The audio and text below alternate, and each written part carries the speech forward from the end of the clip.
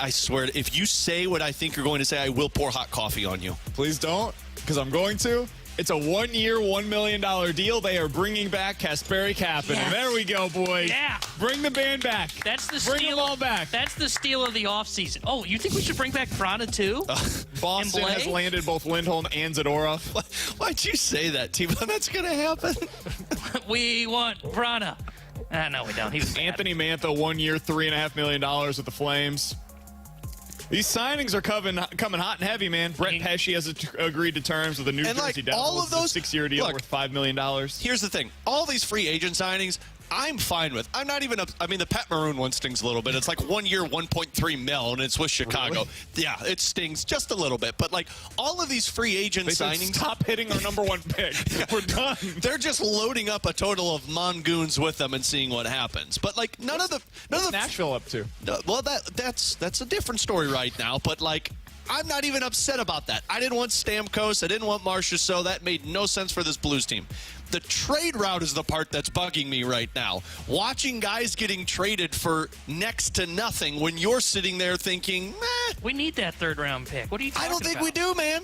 I don't think you do. The Blues are sending second-round picks. And that's not even a third-round pick next year. To take on $3 million when they're not a cap team. Do you understand that Chychrun went for a third-round pick in 2026? That's 2 years from now. And a defenseman who is 33 years old. So my problem, and look, it's early. More trades start to showcase themselves. Quickly. No, it's not true because the free agent market's trash, and I don't want anything off of that. I want the trades. And there's still Nick Robertson. There's still Shane Pinto. Martin Necas still has not been traded. There are still guys out there. The white whale that was Jacob Chychrun stings because this defense is totally going to be run back next year is the same thing. Maybe they need to use that third-round pick in a different trade, Alex. You never know. I hope that's very true. In all seriousness, the Blues' aggressiveness today, it kind of depends on who you ask. Elliot Friedman had a report earlier today, I think it was overnight actually, where he said a team that I actually think might be more aggressive than people are expecting is the St. Louis Blues. He then came out with the column earlier today with all of his predictions on where guys would land. I have not looked yet back at how accurate those were, but he did say he thinks Chandler Stevenson is a potential option for the Blues. He mentioned, I think, 4 teams with him, and the Blues were among those teams for Chandler Stevenson. He also had the Nashville Predators on that list, and I do not think that the Predators have another penny to spend. No, literally another penny to spend. Yeah, that's what we said about Vegas. I don't think they're going to be an option for Stevenson. So it's possible JR's bold prediction of them going out and getting an older center will end up coming true, Alex. What are you expecting from the Blues today? Because the Central Division is getting much better around them right now. You've got Nashville going out. They have reportedly signed Steven Stamkos. They have brought in Marchessault. They brought in Brady Shea is who they're talking about as well, potentially. So they're all in. They are really going for it right now. Quick update. We can rule out a Perron return as well. He just signed a 2-year by $4 million deal with the Ottawa Senators. Man. That's a good move by them. Yeah. I mean, they needed leadership. That's a good move. And if anything, that might signal. Is that $4 million per year, I'm assuming? Yep. If anything, that's going to make Shane Pinto trade more realistic. So, I mean, it sucks because I know a lot of people wanted David Perron back. Blues weren't going to give him $4 million because he'd be third-line winger for them. He's going to get top 6 minutes with Ottawa, and he's going to help them try and win next year. That also speaks to the market that could potentially exist for Brandon Saad, by the way. Absolutely. If that's the market for David Perron, they're kind of similar in terms of the caliber of players. That's pretty much what Saad is. He's a very tradable contract if they wanted to go that route. Utah has really improved their club as well. They have added multiple defensemen since we last talked on Friday. So this division's getting better, Alex. The question that I have for you is it worth it for the Blues to go out there and be aggressive? Or does it make more sense for them to kind of take a step back this year, be this year where Arizona was last year, be like, hey, we understand that the Central Division is better.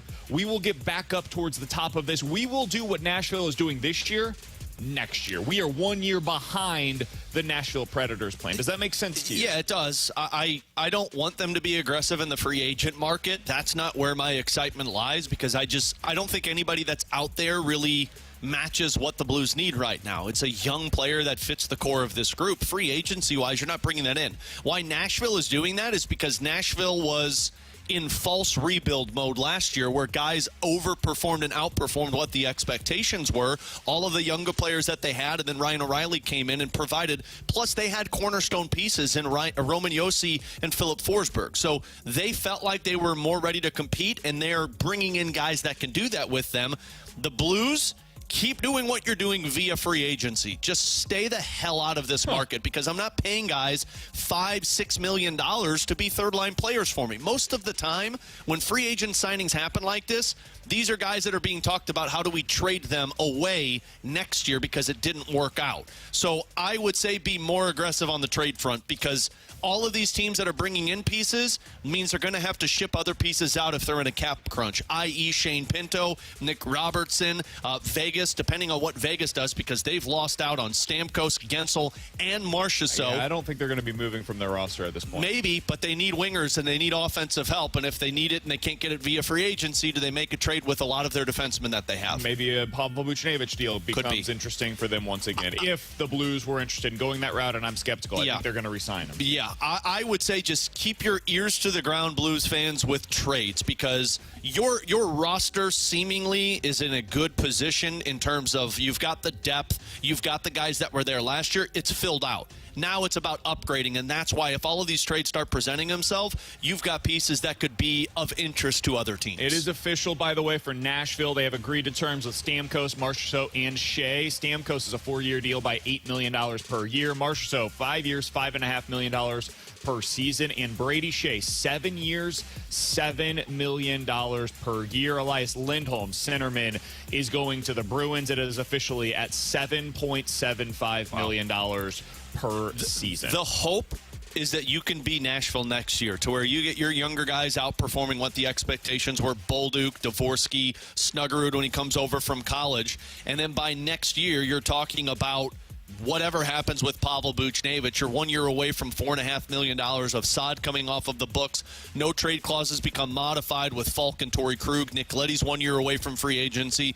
You become what the Predators were next year, this year, because of all of that cap space and the flexibility that you have. But that's why I'd love to expedite it if I was the Blues right now, because if I could get Shane Pinto now or Nick Robertson now I've set my forward group for the next however many years, and then the focus is just on fixing defense. Yeah, Nashville had also a legitimate number one defenseman in place. Absolutely. Like, that's the other thing that is able to expedite what they're doing, is they had that guy, the dude that you're looking for right now, they had him already. They also brought in last year Ryan O'Reilly, and that is one thing that I do think is interesting potentially with this Chandler-Stevenson's conversation that we're having. I do think he makes some sense for this team, man. I know he's a little above the age range of what we're talking about, but eventually it's about getting good players in. And it's not like he's 35. If he's 35, I would say, yeah, push against that completely. If Chandler Stevenson is going to be on a reasonable deal, like $5 million, something like that, and it's going to only cost you a few years, 3-4 years potentially on that kind of term, he plays the style that you would want if you're the Blues. He has been on a winning team. I don't know how much value that has, but it doesn't have none. He's played in big games. I do think there's value in that. The other thing that he can do is he can help bring along your young guys. If I have a center in place that allows me to evaluate my young guys on the wing, that's helpful. And I think this gets us back to the Kevin Hayes conversation. The Blues over the weekend sent a second-round pick along with Kevin Hayes to move on from his money. Now, I will say, we got in here today, and my opinion on this is pretty firm. I don't totally understand this, Alex. I'm not saying openly that it is a mistake, because there's got to be something more to it that I don't understand. I'm openly admitting as much. But on the surface, it is strange to me that a team currently in a retool or a rebuild is sending a significant draft asset elsewhere, along with a player that is making $3 million when they are not anticipating being a cap team this year. Now, if that changes, if they get aggressive and maybe they add a Chandler Stevenson and they go out and make a deal for a defenseman, or they trade for Pinto, something like that, then that changes everything that I'm saying here.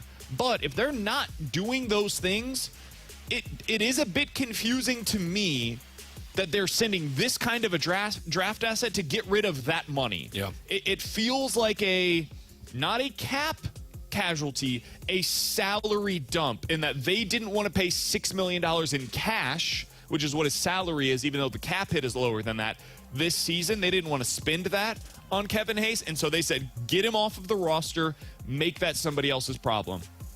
All right, but there is a potential opportunity cost there of what could that second-round pick have gotten you if you didn't send it with Kevin Hayes? Could you have used that second-round pick to go get Nick Robertson? Could you have used it to go get Shane Pinto as a part of a deal? Those are the kinds of things that you are now potentially out of because you used it as an asset to get rid of $3 million from your cap sheet.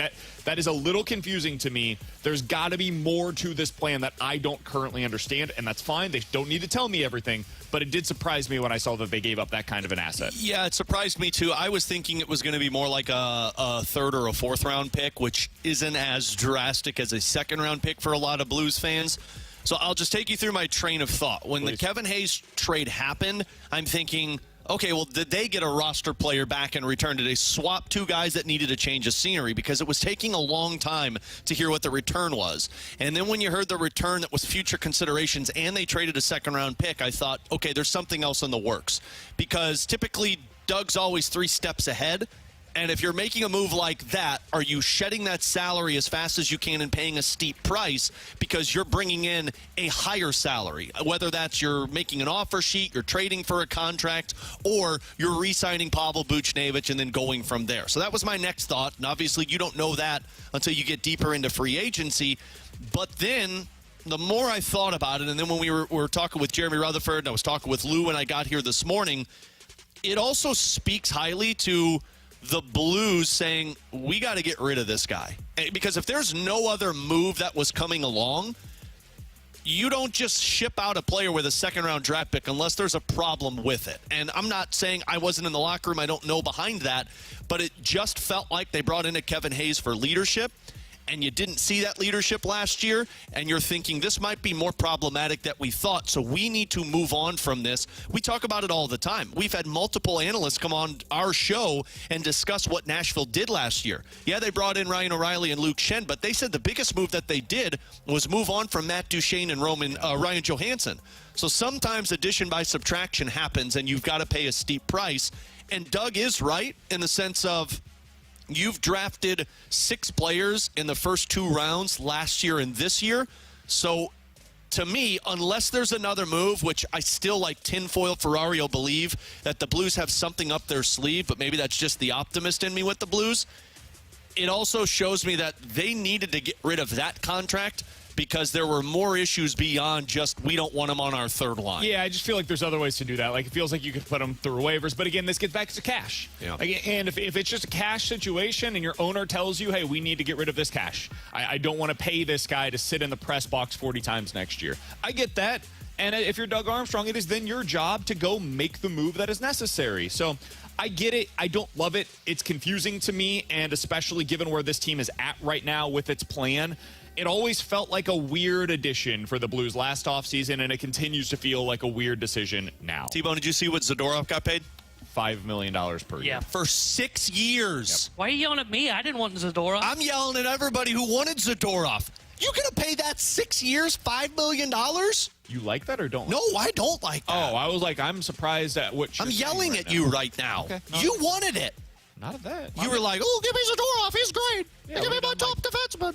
I would have been fine with Zadorov at 4 years at $5 million. This free agency is breaking me right now. And by the way, our good buddy Craig Button was just on TSN and already letting it fly this morning. He said, I'll take Nashville over Colorado and Dallas in a best-of-7 series right now. Who do you call washed up on that segment? Anybody? Probably the Blues. He's Alex. That's T-Bone. I'm BK. Bradford Bruns back in the studio today for us. We'll be hearing from you throughout the day as well. 314-399-9646 is the Air Comfort Service text line. Katie Wu, our Cardinals insider, will join us in about 15 minutes. But coming up next, St. Louis City SC announced just a little bit ago that they are going to be making a change at the head coaching position. Why now? We'll talk about it next year on 101 ESPN.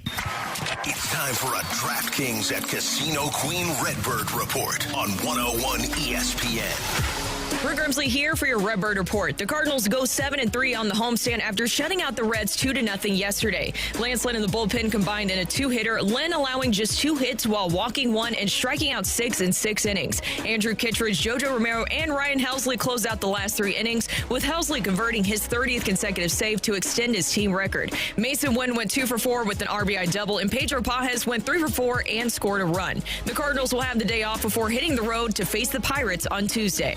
The Redbird Report is presented by DraftKings at Casino Queen. Play, stay, dine at DraftKings at Casino Queen.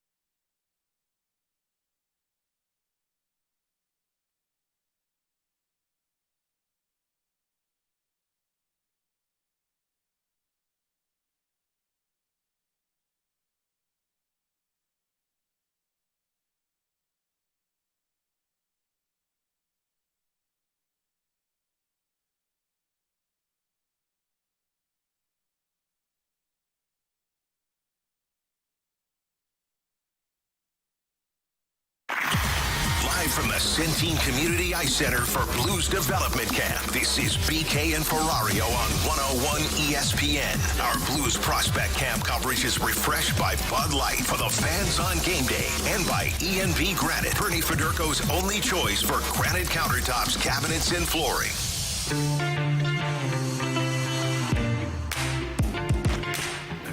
All right, so St. Louis City SC has officially made a change at their head coaching position. Bradley Carnell has been relieved of his duties, I believe is the way that they say this, otherwise known as he's been fired. He did a really good job building a culture, building a specific style of play that St. Louis City SC came out with last year. But guys, for almost a calendar year now, this is just a team that has not been playing the same way. They have not been having success. They're not scoring enough goals defensively. Now, a lot of this is about the injuries that they're dealing with right now, but it's been a problem, to put it mildly. And I feel like they've cycled through so many different options that have been trying to play with João Klaus that at a certain point you say, hey, maybe this isn't a roster problem. Maybe this is a coaching problem. I don't know if that's the case or not. But, T-Bone, we talk about this all the time when it comes to the hockey side of things of, hey, the first thing you have to do is change the coach. Because in hockey, it feels like the job is now motivator. Can you motivate these guys to go out there and play a certain way?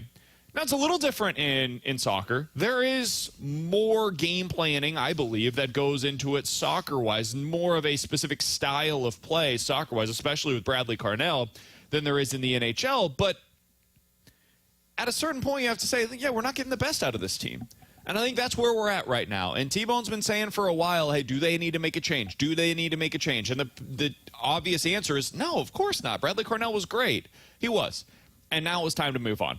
It's time for both sides to go their separate ways. I don't know if this is going to fix anything, but it's worth finding out. Feels kind of similar to the situation with Craig Berube in season. Now, this isn't a guy that won a cup for City, but at a certain point in time, it just makes most sense for everybody involved to go their separate ways. And I think we've reached that point. I'm going to be really curious to see what direction they go next. I'm glad you said the Berube thing, because that's the first thing that came to mind for me. And T-Bone can get more into this than I can, but at least from just a commoner's perspective with City, the chances are there offensively. It's like they're getting their shots. The problem is there's no finishing with it. And it just feels like, not that the talent has dried up for City, but you don't have the same burst that they had last year. And it's just a casualty to get rid of a coach. It's what we talk about in every single sport. You can't fire an entire roster. You can't fire guys that aren't living up to expectations. And I don't know, a lot of us were kind of, when he was talking about a dinner and throughout the season,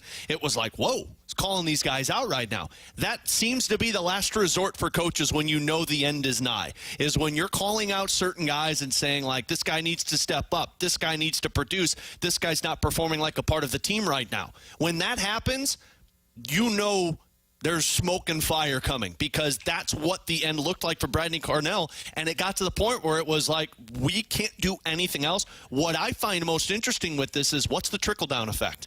Because you've built a lot of guys, you know, with Roman Berkey.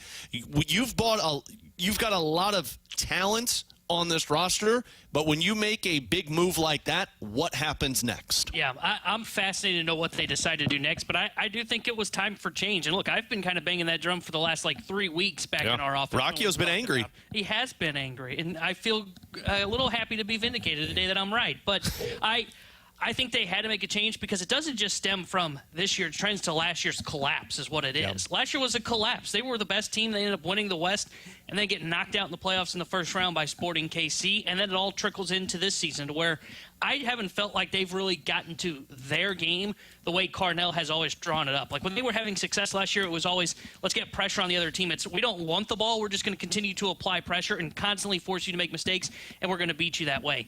They haven't really played that way, in my opinion, like all season long. Yep. It just hasn't felt that way. And look, some guys are dealing with injury. Klaus missed the last game. It's also just a really hard way to play. Exactly. It's exhausting. I wonder if they will be making total system changes. Probably not this season, because the interim coach that's there, he's been under Cardell, so he's probably going to be just sticking with what they have. And the roster's built for that.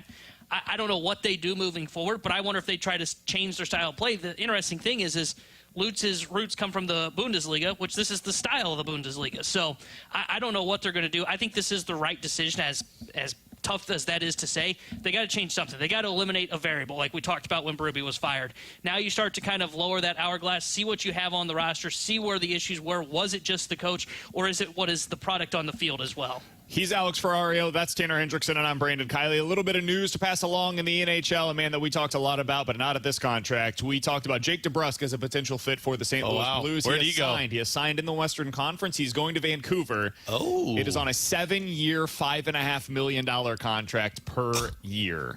7 years, $5.5 per year. The F out of free agency. For Jake DeBrusk, who is a really nice player. That is a lot of term. Oh, man. For Jake DeBrusk. Joel Edmondson, by the way, has also signed in the Western Conference. He's going to L.A. on a 4-year deal worth nearly $4 million per season. Again, that's Joel Edmondson heading to the Los Angeles Kings. So we'll continue to pass along some news throughout the day today here on BK and Ferrario. It is an NHL free agency busy day. We are broadcasting live at the Centene Community Ice Center, where the Blues are hosting their development camp. We will be joined by many of the Blues players throughout the next couple of days here on BK and Ferrario. If you guys have any questions, get them in on the Air Comfort Service text line at 314-399-9646. That is the Air Comfort Service text line. Questions and answers in 15 minutes. Katie Wu joins us next here on 101 ESPN. It's an MLB 4th of July doubleheader on ESPN. Game 1, Cubs and Phillies. First pitch at 1:20 p.m. Then it's Braves and Giants. First pitch at 6:20. Coverage begins Thursday afternoon at 12:30. The MLB lives on 101 ESPN.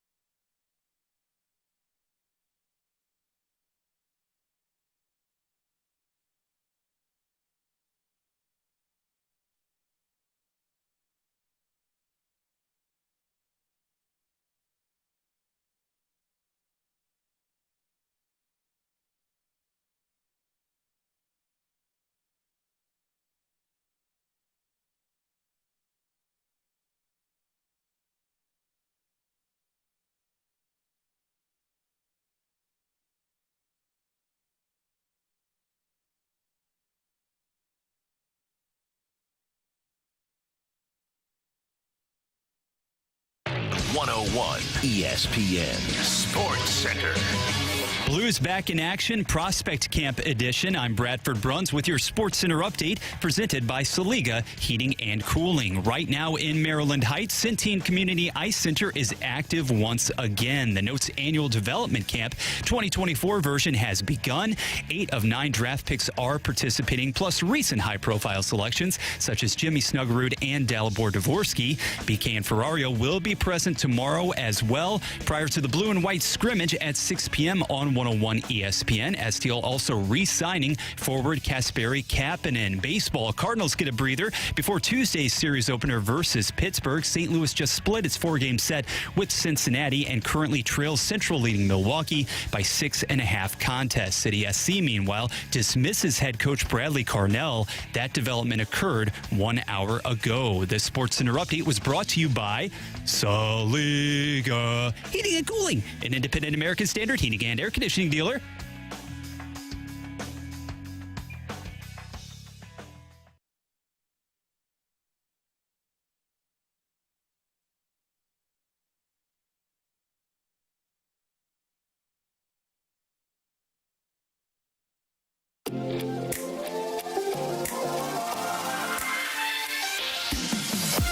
With Alex and T-Bone on BK, we're broadcasting live at the Centene Community Ice Center where the St. Louis Blues are hosting their development camp. And right now we are going out to the 101 ESPN hotline to be joined by the Cardinals insider for The Athletic. She's Katie Woo, joining us as she does each and every Monday here on BK and Ferrario. Katie, we appreciate the time as always. Cardinals split over the weekend with the Cincinnati Reds. What was your biggest takeaway from this homestand that they just finished up?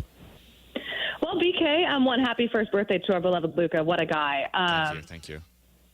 I'm okay with the series split, and that's not something I say often, but this was a long homestand. Walking into the clubhouse yesterday, everybody quite literally, Ollie Marmol was not making this up, running on fumes. From the players to the coaches to the equipment staff, everybody was just done.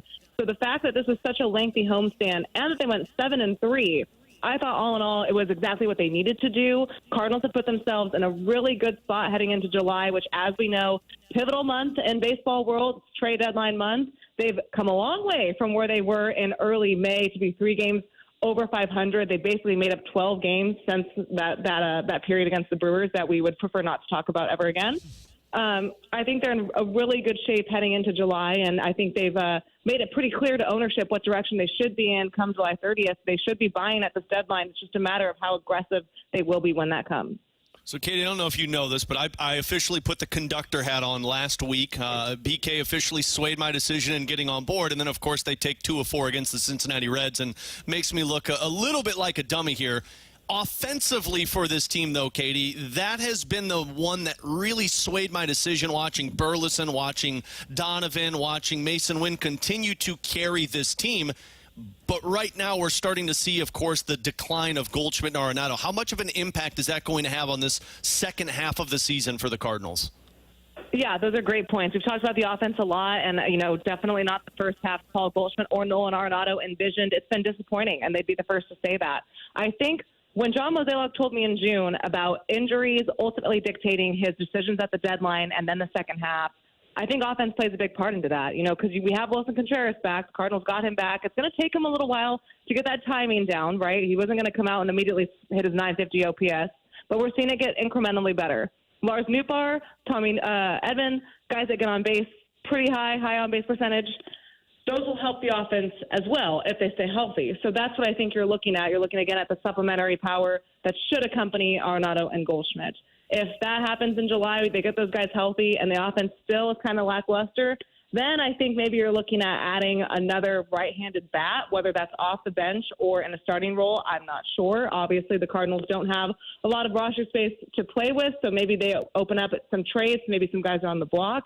But it's not just about getting guys healthy from the pitching side. Getting guys healthy from the position playing side is just as important because it will answer those questions offensively. But I do think the moral, bottom line of this is you have $60 million committed to third base and first base. At some point, these guys have to produce, and I know that they're feeling the pressure, but the second half obviously needs to be a lot better than the first half from both of those guys. Katie, you mentioned guys returning from injury. It sounds like Nootbaar is progressing well in his return to form. He hit a home run the other night. I guess my question would be this. If and when he does return to this lineup, how do you see them constructing things around him? Do they just put one of Donovan or Nootbaar at the DH spot and then basically everything else is as currently constructed? Or is there, or excuse me, Gorman or Donovan in that DH spot? How do you see them going about this, especially with Gorman struggling the way that he has been? Yeah, great question. This is something that I'm addressing in a mailbag that should come out tomorrow because it's a puzzle piece, right? When Lars Nootbaar comes back, which could be as early as Friday against Nationals, not a definitive timeline, of course, but that's their ideal window. He's going to go back to either corner outfield spot. Now, what this allows is for Alec Burleson to move into that DH role, right? Because no disrespect to Burleson, he's been their best hitter, but he's kind of a bat-first player. His defense is much better than last year, but his strength is coming off as being offensive first. So you can put Donovan in left, keep him there, keep Lars in right, and Michael Ciani, of course, in center field. You can also kind of switch around, like you said, give Gorman a breather. I mean, we all know what Gorman's capable of doing when he's on a hot one, but the highs and lows have been, honestly, I think, a little too egregious. I mean, his strikeout rate's nearly 40%. The quality of at-bats just aren't good. It seems like every time we see Gorman, he's in an 0-2 count. So maybe Gorman gets a little bit of a breather. There are ways for the Cardinals to restructure their lineup and keep the players that they need to be in there every day. You're thinking Donovan, you're thinking Burleson, you're thinking Contreras, and to an extent, Pedro Pajes, if you want to get both of those guys in there. There's a way for them to do that.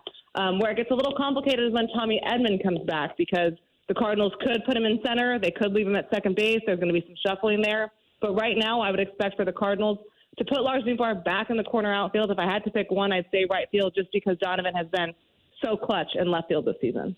I know it's further down the road with Tommy Edman, Katie, but in terms of constructing that roster, are you anticipating like a Brandon Crawford being DFA'd or a Matt Carpenter being DFA'd once they're back? Because it seems, unless they're deciding not to keep all three catchers, you're not going to be able to have all of these guys on the roster. Matt Carpenter's not getting DFA'd at any point this season. There's no way the Cardinals brought him back just to DFA him. He's also actually been pretty productive filling in as the almost everyday DH. Now, when these guys come back, when Tommy Edman and Lars Nootbaar come back, he'll go back to being that 26-man role what he was originally designed to do, but he's staying on this roster. I do think they have decisions to make about what Ivan Herrera looks like when he comes back. He's set to start a rehab assignment maybe by the end of the week. I don't see the Cardinals carrying three catchers. I just don't see that as a feasible scenario at this point because Pedro Pajes has pretty much solidified himself as the backup right now. Where it gets a little dicey for me is a lot of these times because it is going to be 2-ish, maybe 3 weeks before Tommy Edman comes back. Unfortunately, a lot of these things kind of work themselves out. Players get hurt, things take a dive. Sometimes the decision's made for an organization. But I think the biggest question the Cardinals have to answer when Tommy Edman comes back is, where is he going to play? Because he can play center field, but Michael Ciani is the game's best center fielder and one of the best defenders in baseball. Can they platoon the position and get Tommy Edman in there against lefties, Ciani against their righties, and then Edman goes and plays second? That's also an option. But it's like a rotating puzzle piece, and we've seen this before where the depth has become a little bit too much. We saw that in 2023 very early, not enough ways to get enough guys consistent playing time. I don't see that happening here this season because I think there is a way where maybe, Herrera doesn't join the club after rehab assignment, goes down and works on some defense in Memphis, or, maybe we're going to get close to trade deadline. Maybe they swing a trade. These things work themselves out. Right now, it seems like a logjam, but I don't think the Cardinals are too concerned about it because they're still 2-3 weeks away from having their full squad. Katie, I know he's making his way back from rehab, but you mentioned Pajes making himself as the exclusive backup. Does that make Ivan Herrera a trade chip by the deadline? It could. I think that's one of the bigger decisions John Mozeliak and his crew have to make because the Cardinals do have a lot of young, controllable pieces, and there are not a lot of, true sellers at this deadline. So they can look and see, you're looking at guys like Dylan Carlson, maybe Herrera. You're looking at some of the prospects that we've seen that have come up as what can you really get for them? What kind of package could you put together? Again, the Cardinals they haven't come out and said exactly what they're looking for, whether it's pitching in the rotation or in relief or bat off the bench. They haven't said it. So this is all speculation on my part. I will say that Mo said in the conversation before, contending teams are always looking for pitching. By definition, I would think the Cardinals are a contending team, so maybe that's the direction they go. but certainly a lot of decisions on who's controllable, who's not, who's part of this club going forward. They're going to have to part with someone if they want to swing a trade at the major league level. It's just a matter of who. And again, health will dictate where that need is. Katie Woo is our guest for just another minute. Final question here for her. You can find her great work over at The Athletic. She had 3 takeaways from this weekend series that posted a little bit earlier today. You can always follow her on Twitter as well, at Katie J. Woo. Katie, final question that I've got for you is on the pitching front. We have seen a couple of new faces added to the roster over the last week. First, it was Gordon Graceffo, who had a really impressive debut. A lot of swing and miss stuff from him. And then Jacob Bosiokovic, I believe is how you pronounce his last name, is now a part of the roster as well. Big-time strikeout stuff for him. Is this the Cardinals basically trying to find out, okay, what do we have with our young arms that are currently in Memphis prior to getting to the trade deadline? Honestly, guys, I think it was more so the bullpen is gassed and they needed fresh arms immediately. Gordon Graceffo's not necessarily a reliever, but they brought him up on Saturday so in case something went wrong, he could essentially log and finish the game. And that's exactly what he did on Saturday. 4 1/3 scoreless inning in his major league debut, saved the pen. And he was obviously the logical move coming out there because of the way he's been used. He wouldn't be available for the next 3 or 4 days. What we saw over the last, 5-6 days, especially with that doubleheader on Wednesday mixed in, was just a way for the Cardinals to reset their bullpen because guys are gassed. And we know how important this bullpen's been in the first half. You're looking at, I like to call them the Big Four now. I put Ryan Fernandez up in there. You're looking at Fernandez, Kittredge, JoJo, and Helsley. They've been so effective because of the way they've been used, but you also run the risk of overusing them because the Cardinals just love to play these 1 to 2 run games, right? They love close games. So refreshing that bullpen was pivotal this homestand simply because they were just running out of arms. So that's what I saw more of it. Obviously, a good showing from Graceffo. You made me feel a little bit better about your starting pitching depth than you did in May with better performances from Matthew Liberatore. Andre Palante has been really good as that fifth starter, giving them exactly what they need. And then you see a performance from Graceffo. Makes you a little bit more encouraged. But for me, it was less about showcasing arms for the trade deadline, more about just getting through the homestand. She is Katie Woo. Find her great work over at The Athletic. Hear her each and every Monday on BK and Ferrario. Katie, we appreciate the time as always. Enjoy your off day. I don't think you were running on fumes, but maybe you were. Get a little rest and relaxation before this road trip, and we'll talk with you again soon. Yeah, you guys don't have to tell me twice. I will do exactly that. Talk to you next week. See you, got it. That's Katie Woo joining us here on 101 ESPN. Appreciate her time as always. If you missed any of our conversation with her, check it out at 101ESPN.com or the free 101 ESPN app. Those podcasts are always presented to you by Dobbs Tire and Auto Centers. Coming up next, we'll get into questions and answers either from you or we will have some questions of our own for one of the Blues prospects as we are live at Centene Community Ice Center where the Blues are hosting their development camp this week. We'll be right back here on 101 ESPN.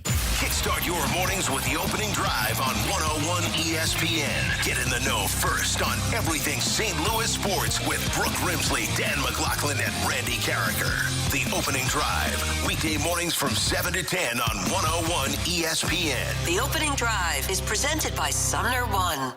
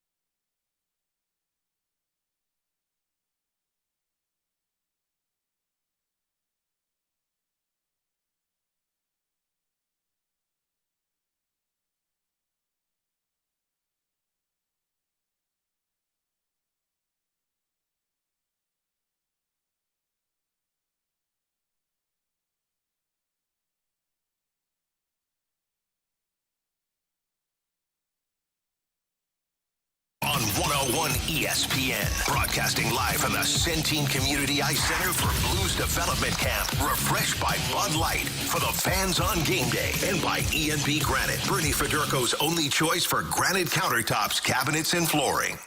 You've got questions. We may have the answers. Maybe. It's BK and Ferrario's questions and answers. Presented by Window World St. Louis.com. Simply the best for less.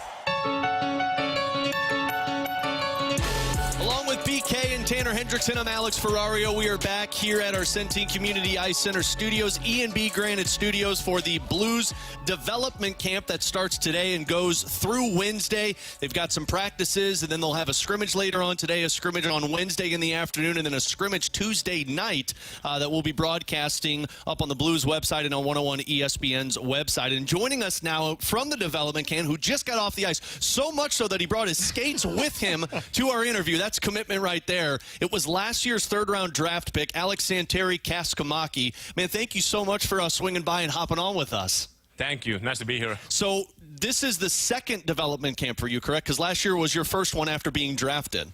No, it's the third one. So third one. Oh, okay, so it's been a couple of, so 2 years ago, third-round pick. My apologies. So how has this development camp changed for you at all? I mean, it's been fun. I mean, the first camp I didn't skate with the other guys. I was injured, so now it's second time skating. So yeah, I think it's gonna be fun, and it's not so trying to hit the others and like that. It's more having fun out there. So yeah, it's good. Yeah. When you get to a camp like this and you've got a few days to be with some of the other young guys, are you guys able to build some relationships? What is that experience like for all of the young guys that are coming out here together?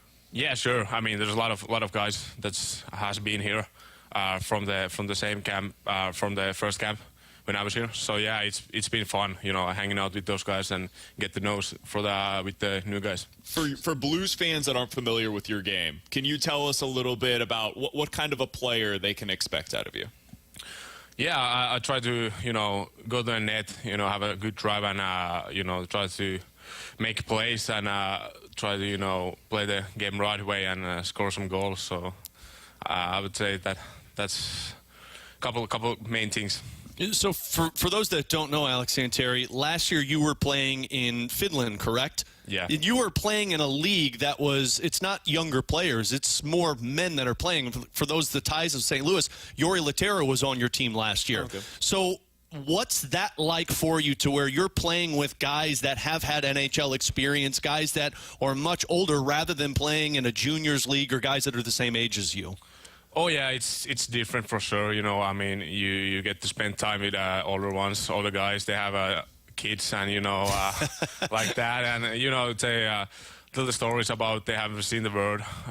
Playing in different leagues. So it's good thing, and you try to learn something every day from them. So but yeah, it's men's league, and there's a lot of good teams and a lot of older guys. So it's not so easy for younger guys. I know you said that there's not a whole lot of hitting when you're out there on the ice when you're doing this development camp, but is it a bigger transition for you going from playing over in Finland with the rink and the size like that versus coming here and playing this size? Oh yeah, for sure. I mean, the game is, I think, a bit slower in Finland and more. Trying to keep the puck on your own team and just try to slow the game sometimes. So yeah, it's different, and just try to adjust to the rink size. What's your hope for this year in terms of, are you planning to come over to North America? What's your current plan on where you're going to be playing in 2024?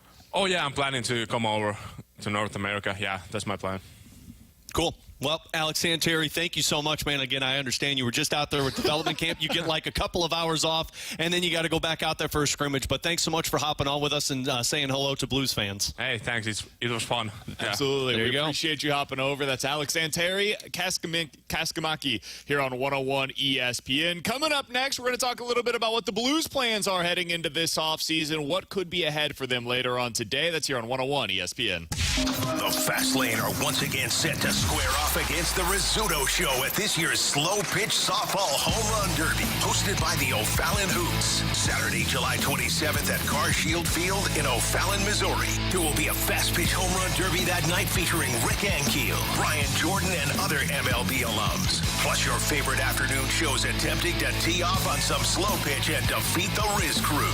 General admission tickets are on sale now for just $15. Get all the details on this year's O'Fallon Hoots Home Run Derby now at 101ESPN.com. Brought to you by Swiss Air Heating and Cooling. Get $1,500 off a new system and 0% financing. Visit SwissAirSTL.com. Faster House. Hit it over the fence. Selling your house to us just makes sense.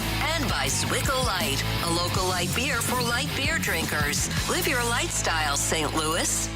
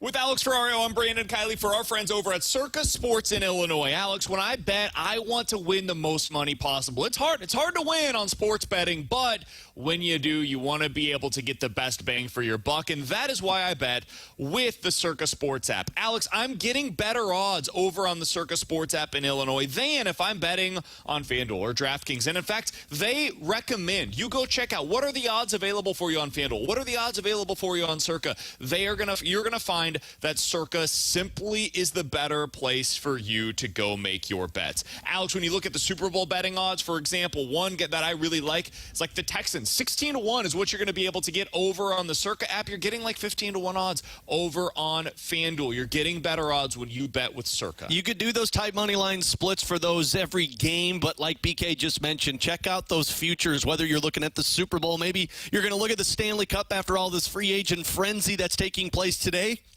That is where you go to make those future bets because Circa's not limiting the players based off of their winnings. Everybody is set with the same limits, unlike other sports books. Check them out today. The customer service, you're always speaking with a real person, not a robot. Use Circa Sports Illinois app like BK and I do for all of our betting needs. If you or someone you know may have a problem with gambling, call 1-800-GAMBLER or text ILGAMB to 833-234. Hear every St. Louis Blues game right here. WXOS HD1 East St. Louis, 101 ESPN. BK and Ferrario are broadcasting live from Blues Development Camp at the Centene Community Ice Center. Refreshed by Bud Light for the fans on game day. And by E&B Granite, Bernie Federko's only choice for granite countertops, cabinets, and flooring.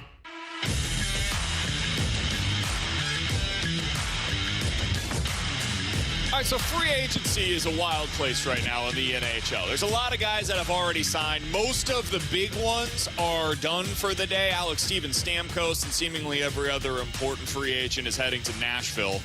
They've been on a heater so far this morning. The Blues haven't really done much of note. They did re-sign, it has been announced, Kasperi Kapanen on a one-year, $1 million deal. But otherwise, they've mostly sat put for the day so far. And that was the expectation. They said going into this weekend, hey, we're probably going to be more players on day 2 and day 3 of free agency than we are on day 1. The question that I have for you, though, is what does this mean? Like, they trade away Kevin Hayes on Friday. They give they give away a second-round pick for somebody to take on his salary.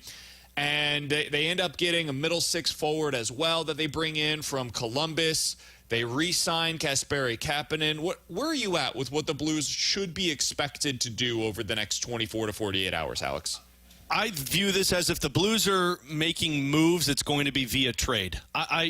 They'll sign a couple of guys to two-way contracts, or they'll bring in somebody who, is a one-way contract, but it's league minimum that can go up and down with the minor leagues for next season. They'll get depth, but they're not, in my opinion, making any plays on free agents for what the term looks like. I mean, we're talking 4 or 5 years for a lot of these guys. Like Michael Amadio, I know you brought him up in the past. Yep. He just got a 3-year, $2.6 million contract. So they're staying out of those waters.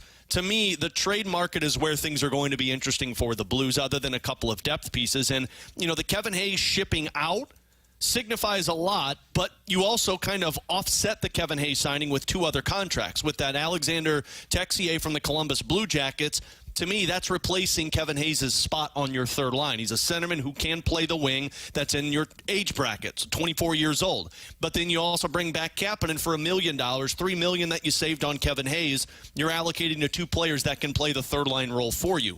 So the upgrades, Doug continued to tell us, is going to be off of guys that fit their age bracket. And that's why I look at this as if they're going to be players at all in this offseason market, it's going to come via trade. And honestly, there are a lot more opportunities presenting themselves in terms of bringing guys in and shipping guys out. You've got Robertson, Pinto, like we've talked a lot about, and shipping guys out for what the price is for a lot of these guys. Brandon Saad might be a steal for some teams.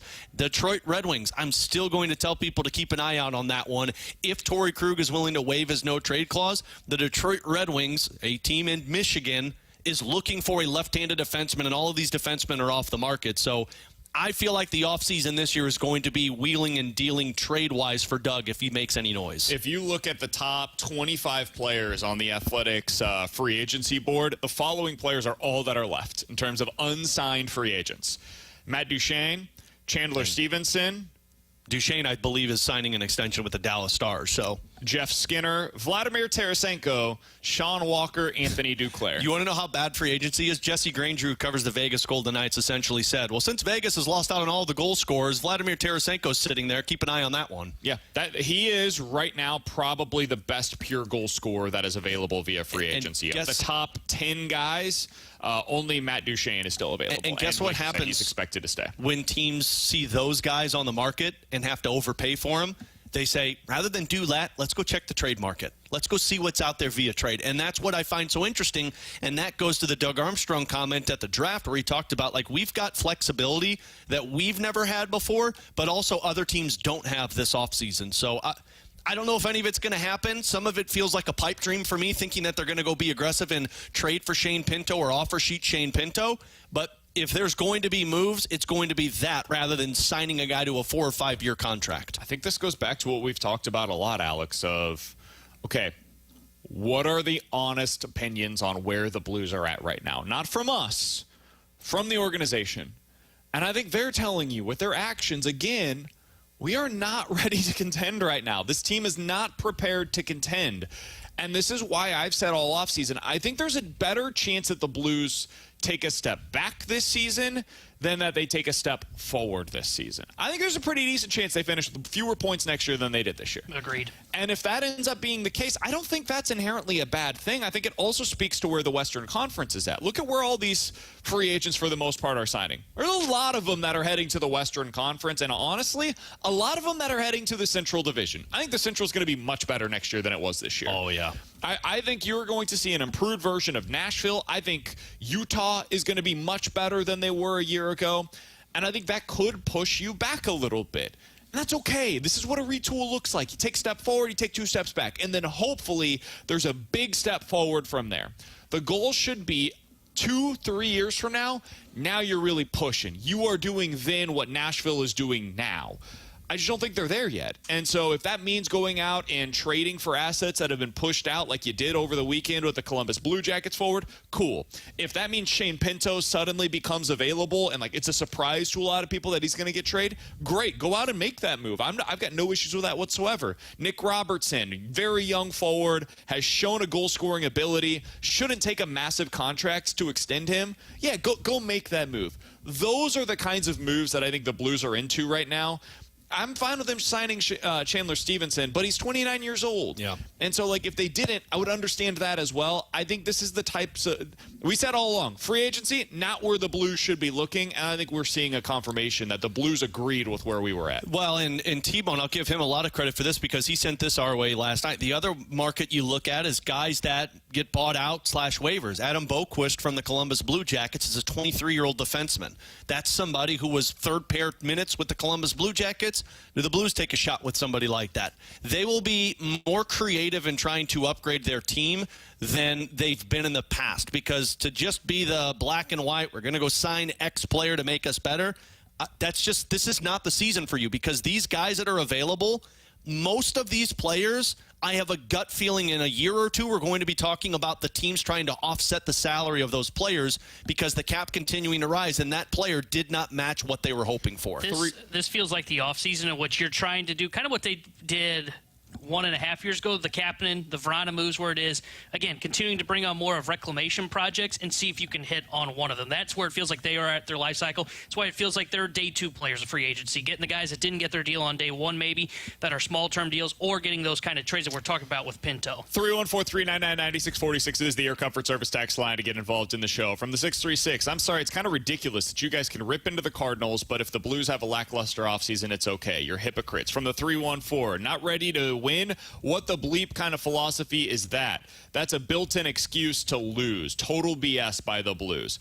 From the 314, feels like less of a retool and more of a wait it out and see kind of approach right now. From the 314, we need to compete now or the organization might never recover. So what you're telling me is the fan base is happy. They love Kapanen. Do they know we have Kapanen back? Timeout. And they traded for Alexander Texier. Come on. Yeah. If I hear one more Cardinals fan say that you're ready for a rebuild, I'm going to lose it. Because this is a retool, dude. Okay, tough guy. No, I just like... This is what it's supposed to look like, guys. It's not fun. It's not. I'm not sitting here telling you, hey, get super excited about the fact that your team, it's free agency day, and they're sitting it out most likely. I'm not telling you got to enjoy that. But this is what it's supposed to look like. If you're in the midst of a retool or rebuild, the last thing you should be doing is signing veterans that are 29 to 34 years old. It's the last thing you should be doing. That's what they did last year with Kevin Hayes, and it cost you a second-round pick to be able to get rid of him right now. Because guys lose it. It just goes. And you can't see it coming. It just happens sometimes. And when you get over the age of 30, that is likely. It becomes exponentially more likely to happen every year that you play in the NHL because the NHL is hard and it is a grinding style. And when you lose a little bit of that speed, suddenly you're not the same player anymore. So yeah, this is exactly what the Blues should be doing today. It is. It's a smart way to go about it because they're not in contend now mode. Right. That's not where this organization is at, and I appreciate and respect the fact that they have been open about it. Now, if you, as a Cardinals fan, say that you want the team to be in rebuild mode. Understand that what the Blues are doing is actually even better than what a rebuild would feel like. Yeah, rebuild's actually worse than this. Remember Armstrong's comment, you want a rebuild, I give you a rebuild. The Cardinals would not only sit out free agency, they would sell off all of their assets, then lose a boatload of games, and it would be ugly. And you got to deal with that for 6 months. Every single night of your team getting your teeth kicked in. So the text that I'm seeing right now about the Blues not doing this the right way and people being mad at them, oh, dude, just imagine what would happen if the Cardinals went this direction. So to answer the question, like, are Cardinals fans ready for a full-blown rebuild? No, sirree. First of all, no, sir. Stop throwing your stuff at T-Bone right now. What Calm was down that? over there, big tough guy. You're like Pete Alonso right now. Big tough guy, workout. I threw my pen. You Sorry. can't, as a fan, you can't talk out of both sides of your mouth with this, because last year it was all about, oh, the Blues are exciting. Look at all these pieces that they've got, the Boldukes, the Snuggeruds, the Dvorskys, and now you're complaining about them not going out and giving Michael Amadio 3x3 or Steven Stamkos 4x8. Those don't do anything for you. Those don't make you better than Colorado and Dallas, because your roster is still in flux. The way that I view this right now, here's your top 9. Kyrou, Thomas, Buchnevich, Jake Neighbors, Braden Shen, Brandon Saad, Texier, Bolduc, and probably Dalibor, Dvorský, or insert X name here. And if it's not Dvorský, you're probably talking about Shane Pinto, or you're talking about somebody from the outside, and then you're talking about Snuggerud. I would much rather those guys get playing time this season than watch Chandler Stevenson here for $5 million do exactly what Kevin Hayes did on the third line. So there's no reason for me to be upset about all of these free agent signings. I'm not going to get mad about Kasperi Kapanen, because guess what? If Kapanen's playing, he's probably playing the fourth line for you, because this team is stating that Bolduc and Neighbors and Zach Dean are all getting playing time this season to figure out where you're at. Now, if they do this next year or in 2 years, now you could start getting a lot more angry. But for right now, this is exactly what they've been telling you for the last year that they were going to accomplish. Yeah, And thank God they didn't bring Jonathan Drew in here. Am I right, guys? High five for that one. That was only a one-year deal, though. Hey. Imagine the picks we could get for him if he was traded at the I heard that about Jakub Vrana, and guess what picks you got for that? Nothing. When I see the reaction to what a retool looks like, it just reminds me of what the reaction is to the Cardinals, who don't want to go into a retool, don't want to go into a rebuild. Now, they may have been in one without acknowledging as much over the past few seasons. Totally fair, understood. But, like, this stuff is hard, man, and it's not fun. It's not. The other thing, we're getting a lot of these texts of saying, like, it's a self-imposed retool. The Blues screwed up, and that's why they are where they are. Yeah, I think they're admitting that as we much. all agree with. I mean, Doug Armstrong just said over the weekend, hey, I messed up last year. I brought in Kevin Hayes. I thought it was going to be something that would be a multi-year agreement between the Blues and Kevin Hayes. Thought it was a good fit, and it wasn't. It ended poorly, so much so that Doug Armstrong had to admit his mistake by attaching a second-round pick to just get rid of the dude. So, yeah, he clearly agrees with that assessment, and if he could do the same thing right now for Torrey Krug or potentially Justin Falk, or if he could have a do-over on the Pietrangelo situation, I think he would love all of that. Unfortunately, he doesn't get that option. Unfortunately, he has to live with the consequences of giving out no-trade clauses to every defenseman that he signed in the top 4 over the past few seasons, and that really limits their flexibility. And so, to me, Alex, what they're doing right now is, how do we best situate this roster for the young players moving forward? What does that look like? Because they believe Dvorský is going to be a part of this long term. They believe that Snuggerud is going to be a part of this long term. They believe Kessel and Parayko are going to be a part of it long term, and Neighbors and Bolduc. So you're starting to see the pieces, Kyrou, Thomas, potentially, we'll see, with Buchnevich. If you've got all of this stuff in place, now it's about, okay, how do we get the most out of them for their development over the next 2 to 3 years while they continue to build to a place where we can not only be good, but be great and really push for contention? And the answer to me is you got to go out there and trade one of your defensemen to be able to open up cap space there, and you need to get another center in here. And I don't know what that looks like. I don't know if that's Shane Pinto. I don't know if that's Chandler Stevenson. I don't know if that's somebody that we haven't spent a second of time talking about because they are suddenly going to become available as stuff shakes free over the course of the next 48 hours or so. But that's what they got to decide now. Yeah, they do. And, I mean, for those that are watching Nashville, and I'm sure a lot of the Blues fans' frustration is coming from a team in your division that is going all in, Nashville did what you're doing right now over the previous 3 years. It wasn't until last year that they said we need to bring in a little bit more culture to our team and got O'Reilly. But they've been garnering picks. They've been garnering assets. That's what the Blues have been doing. They drafted, with the exception of the second round last year, they drafted multiple picks in almost every single round. They did it again this year, drafting in every single round except the sixth round. They're garnering assets. They're garnering assets to make sure that their minor league system is stockpiled so that when they feel like the Buldukes and the Neighbors and the Snuggeruds and the Dvorskys have taken the proper steps towards NHL readiness, now you can surround that with a core that's ready to compete. And that's why I think this offseason is more about, one, waiting out some bad contracts that you got yourself in the middle of, i.e. the Torrey Krug, the Justin Falk. You have to wait those out.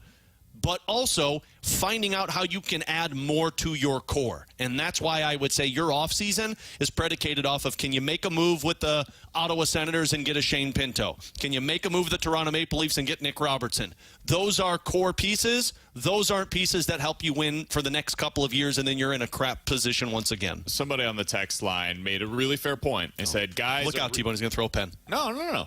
A retool is not a guarantee. We could use a couple of better players. That won't make you make the playoffs, but guys like Bolduc and Snuggerud are not guarantees. We need to stop talking as if they are. I totally agree with that, by the way. Like that has been my opinion on the young guys for a while. I think that we vastly overstate the likelihood of Snuggerud or Bolduc or any of these young guys becoming stars. I don't think that that's very likely. I think the overwhelming likelihood, based on all of the scouting reports that I've read, is that Snuggerud's like a pretty good top six winger. And that Bolduc probably settles in as a third-line winger for you long-term. And that Jake Neighbors is probably best served as a guy that moves up and down the lineup, but probably settles in as like a second-line forward and as a really good net front presence. Your star potential is probably Thomas and Kyrou. Those are probably the guys that have still the best chance of becoming stars at the NHL level. And that's kind of scary, but it's true. And so moving forward, it is about, is that good enough? Is that enough for what you want to be whenever things are in contention mode again? I don't know. But that's how they've got to operate is, okay, if these guys, Dvorský has a chance maybe to be a star, but probably to be a top six center. And it's kind of where they're at, and they've got to piece things together around them to try to build what they think is a contender long term. But the guys that are going to be on the contending team, that might be 2 or 3 years from now. And that means that they've got to start planning now accordingly. With Alex and T-Bone, I'm BK. We're broadcasting live at the E&B Granite Studios out of the Centene Community Ice Center, where the Blues are hosting a very important development camp for a team that is currently going through a retool. We'll be joined by players throughout the day today and tomorrow. The Fast Lane will be broadcasting here on Wednesday, so stay tuned for all of that throughout the day here on BK and Ferrario. Coming up next, the Cardinals have been winning lately because of pitching and defense. Can they consistently be a pitching and defense type of a team, though? We'll talk about that here on 101 ESPN. Stupiracy, the podcast where stupidity meets history and conspiracy. With hosts Scott Rizzuto and Tim McKernan. Check out the latest episode available now as Riz and Tim uncover the scandalous life of General Daniel E. Sickles, a Civil War hero known for much more than his battlefield exploits. Sex parties, murder. Oh no, he murdered me. And unexpected heroism. Dive into the wild life of General Sickles with Stupiracy. Watch or listen now on Spotify, Apple, or YouTube. Presented by Evergreen Wealth Strategies. Visit evergreenstl.com or call Mark at 314-889-0503. And by Brown and Crouppen, 222-2222 or getbc.com.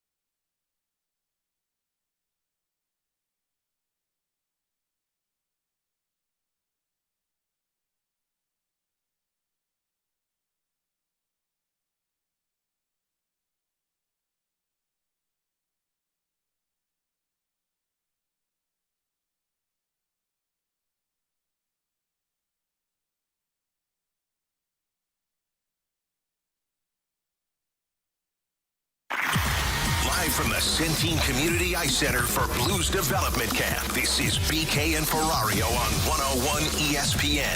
Our Blues Prospect Camp coverage is refreshed by Bud Light for the fans on game day and by E&B Granite, Bernie Federko's only choice for granite countertops, cabinets, and flooring. No balls, 2 strikes. Line and caught. History for Helsley. The Cardinals shut out the Reds 2-0. What a homestand. The Redbirds go 7-3. They're back to 3 over 500. And man, oh man, will they enjoy an off day tomorrow. That's what it sounded like on Valley Sports Midwest yesterday as the St. Louis Cardinals win 2-0. Their other win against Cincinnati was 1-0. Now let's go over some of their other recent wins on this homestand. 4-1 against the Atlanta Braves. 4-3 against the Atlanta Braves. They won 5-3 against San Francisco. If you go further back, they've got a 2-1 win against Chicago. 3-0 win against Chicago. There's a lot of low-scoring games in here, ladies and gentlemen. So what you're saying, I should get excited for this 2004-esque offense. What I'm saying is that the offense has gone into a bit of a slump. It is not It is not what it was during that significant hot stretch that they had. However, they're still finding ways to win, and I think that's noteworthy. That a team that was built on, hey, can the offense outscore its problems, is starting to find other ways to win. And they're winning in low-scoring affairs with pitching and mostly pretty good defense. Is this something that you guys think is sustainable, though? And I'm not saying that you got to consistently do it. I'm saying, can they get these kinds of wins regularly? Not overly reliant on them the way that, like, the Cleveland Guardians in the past have always won games like 3-1. Tampa Bay has been one of those teams that wins a lot of games in a low-scoring affair. Can the Cardinals consistently get some of those? Is that something that you can rely on as pitching and defense in your mind? I mean, pre-conductor Alex Hatt, you asked that question, I'd say bleep no, and we all know what this team is. But, you know, I'm beyond that now. I've got the conductor hat on, the choot-choot. I do believe defensively they can win games this way, and it's mostly because of a certain positions. It's your shortstop position, it's your center field position, and now that you've got Wilson Contreras back behind the plate, Paul Goldschmidt at first base, you've got the pieces, in my opinion, defensively to save runs, save big hits because of their play. And we've seen that. We saw that with Michael Ciani.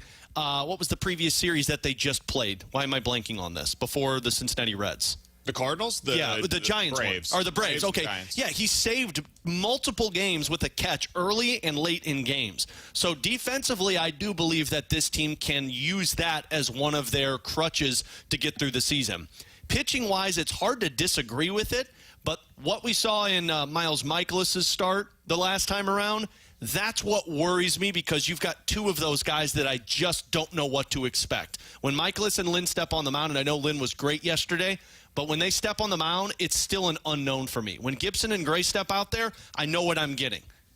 It's still an unknown with those 2 guys, and your bullpen sets up really well. So I lean more towards they can survive on this. I still don't think it's good enough to win you a playoff series, but you can survive being a first or second wild card team with these assets. Yeah, that I agree with. I think this is probably how they're going to have to win in the regular season, just because I don't think they can have a good or fine offense without Goldie and Arenado, but they can't have a great offense. And I thought if you were going to go by what Gibson and Lynn were last year, you were going to need a great offense to win.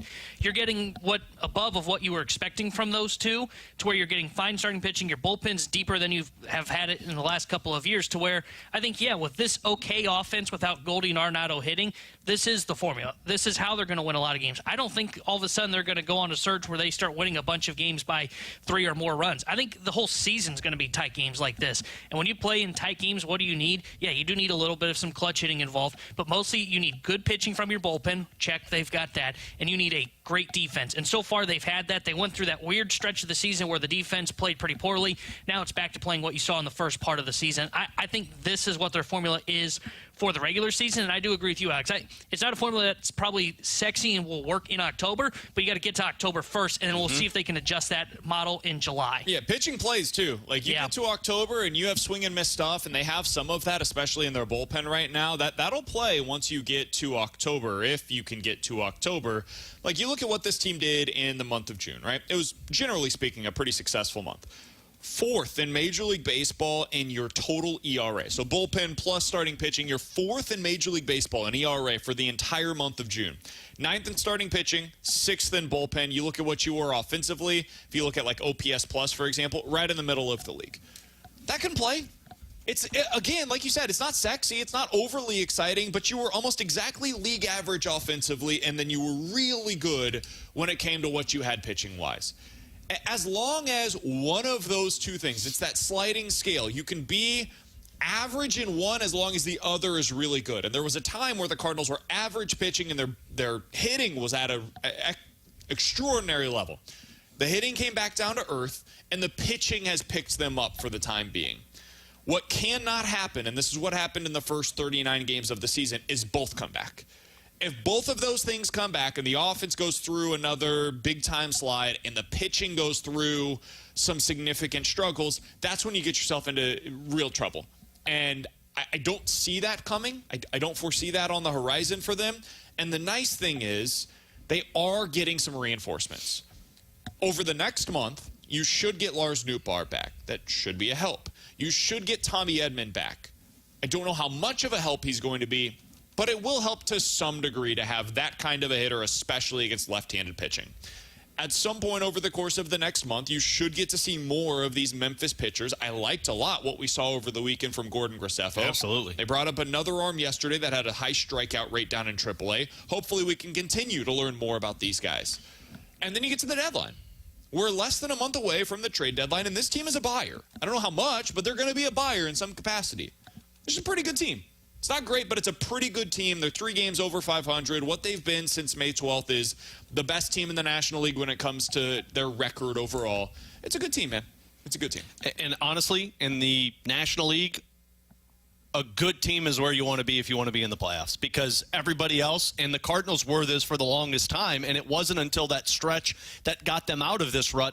Everyone else is average. Even watching Cincinnati take 2 of 4, the team's not very good. They're average. Yep. That is everybody behind you, with the exception of you and the Atlanta Braves, because I still believe Atlanta is going to be better down the stretch.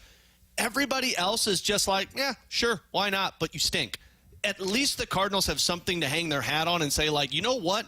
Offensively, we might be worse than everybody expected.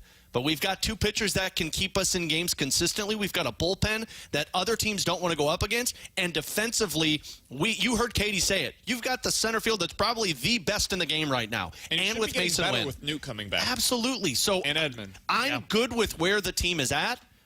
But again, you are not a team that I could believe in that wins a playoff series. I think they not are. Yet. We'll see what that looks like. I think we're just so far away. In July, if they get a number 2, all of a sudden I'll start buying in a lot more. I think there's a 100% chance that they can beat a team like Philadelphia and the LA Dodgers. And because of what you said, the rest of the National League, you look at it, like Atlanta, we just saw them come to town. Atlanta's not all that impressive without Ronald Acuna and without Spencer Strider. They've got some talent on that roster, and they're a little bit better than you right now. But you can't.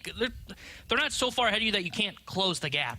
And then you look at the Padres. The Padres are fine. You look at whoever is the other wild card right now. They're fine. You look at the Phillies and the Dodgers. They're kind of the 2 quote-unquote super teams. And the Phillies, they're a couple injuries away from really coming down a peg. I mean, they're without Schwarber and Harper right now.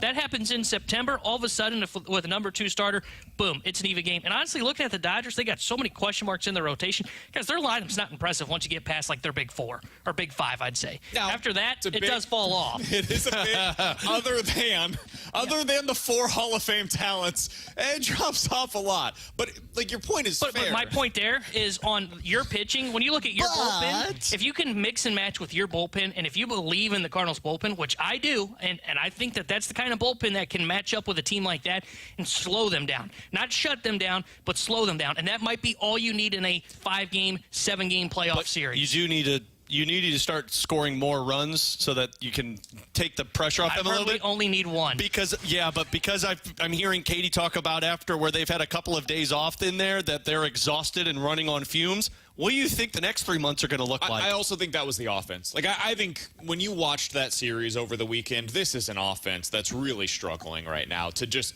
get things going. And I'm not telling you should feel sorry for them. It's baseball. I talk about this all the time.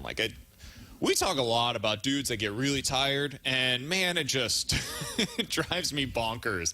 Yes, you're flying first class and staying at the Ritz-Carlton. I'm sorry that Cardinals are going on the road, though. Unbelievably difficult thing to do. We're staying at I'm a little concerned about this team being on the road for 7 days. Yeah. We're definitely going to have a back issue that pops up at some point. How about lots? But I also think some of this is, man, it took so much effort for them to get back into the race that now you're seeing like, okay, we're so close to the end of the first half and we're in it again. If we can just get there and hold on for dear life of being a couple of games over 500, we have accomplished our goal. We'll have a week off, and then we'll get back to it for the second half and really push again. But I think that's where the team is at right now, is they're like, just get to this finish line, boys. Just get to the finish line, and then they'll be able to push again in the second half. Coming up next, we've got an NHL free agency roundup for you because we officially have the terms on the Chandler Stevenson deal. Oh, boy, would I not have been interested in this, and I like Chandler Stevenson. Time we'll to tell get you off about that bowl. give you all the latest when it comes to the NHL's free agency. Things are moving quickly here on 101 ESPN. You can now watch 101 ESPN live on our Air Alliance Team Studio Cams. Catch every show live on our YouTube channel or at 101ESPN.com. 101 ESPN Studio Cams. Presented by the Air Alliance Team Heating and Cooling. Getting the job done quickly, correctly, 100% of the time.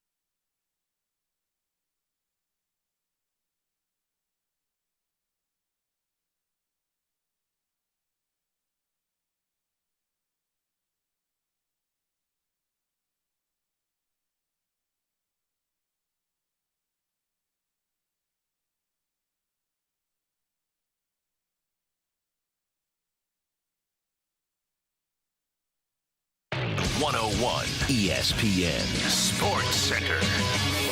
Prospect Parade at Centene. I'm Bradford Bruns with a Sports Center update brought to you by Saliga Heating and Cooling. Day one of Blues Development Camp continues with BK and Ferrario's live broadcast from Centene Community Ice Center. The guys return there tomorrow as well before scrimmage action unfolds at 6 p.m. 101 ESPN will provide coverage post Fastlane. For now, though, 8 2024 draft selections are on site, plus Jimmy Snuggerud and Dalibor Dvorský, among others. STL also re-signing forward Kasperi Kapanen. No activity, meanwhile, for the Cardinals this evening. They're off after salvaging a series split versus Cincy. In roughly 29 hours, Kyle Gibson and Pittsburgh's Mitch Keller clash. City SC dismisses head coach Bradley Carnell. Presser looming. The Sports Center update was brought to you by Saliga Heating and Cooling, an independent American Standard heating and air conditioning dealer. We're back to BK and Ferrario's live coverage of Blues Development Camp at the Centene Community Ice Center. Refreshed by Bud Light for the fans on game day. And by E&B Granite,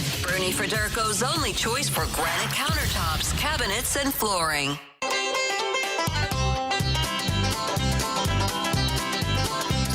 I've heard this song. I'm not screaming.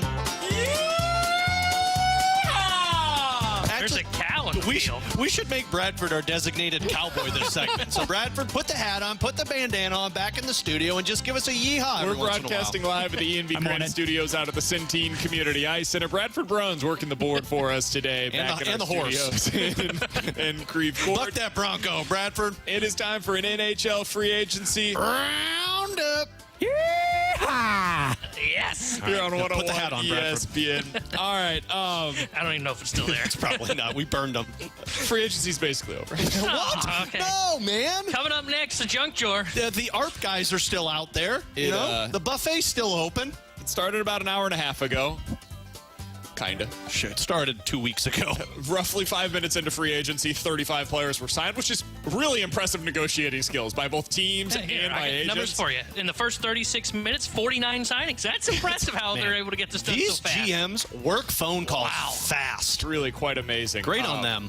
So, in the NHL's free agency, the best free agent was Sam Reinhart. Alex, it got done right before free agency began. The Florida Panthers, everybody's hammered. They got their parade going, and Reinhart doesn't even know he's with them still. 8 years, $8.63 million. Let's get it done. And the Panthers say, sounds good. Let's go ahead and bring you back. Congratulations to the Stanley Cup champion. He got paid. Definitely doesn't remember signing that. No, God, no. The big news, though, Alex, is what's going on with Tampa Bay. So they decide to trade for the rights to Jake Gensel and give him a 7-year deal worth $9 million per year. And people may be asking, how'd they do that, BK? Don't they have Steven Stamkos that they have to get paid? No, they do not. He is now a Predator. So Steven Stamkos signed a 4-year, $8 million per year deal. He's a Nashville Predator. Just let me. What did I say? You just said a Predator, which. He's a Nashville Predator. Okay, I should have clarified there. Thank you. Come on, man. Brady Shea, also a Predator, specifically one that plays in Nashville. Nashville, man. And Come on. Jonathan Marchessault, also going to be a Predator in Nashville as well. They all signed for $5.5, $7, and $8 million per year. The Preds, Alex. Yeah. Making a little bit of a comeback here. They are, and I mean, I didn't expect Nashville to do it this fast. When Barry Trotz said last year we're in a competitive rebuild, I'm thinking, all right, so they're probably going to be around the same timeline as the Blues. But this is when we talked about the Kevin Hayes trade and why we attached so much to it. The Blues did. I come back to what a lot of people have talked about with Nashville. And I mean, I spoke with Chris Mason, who covers the team. Like, plenty of people said it was an addition by subtraction. You had to get rid of some guys that were just clogging up the locker room with the Nashville Predators, and you went out there and you brought in better dudes and Ryan O'Reilly and Luke Shen, and you expedited it faster. They got the best out of their younger players, guys like Evangelista and a couple of other guys who were playing in their top six that had no business in the top six. And they said, let's compete faster. You've got a number one defenseman. You've got a goal scorer who's 40-plus goals a season. And you've got a number one goaltender.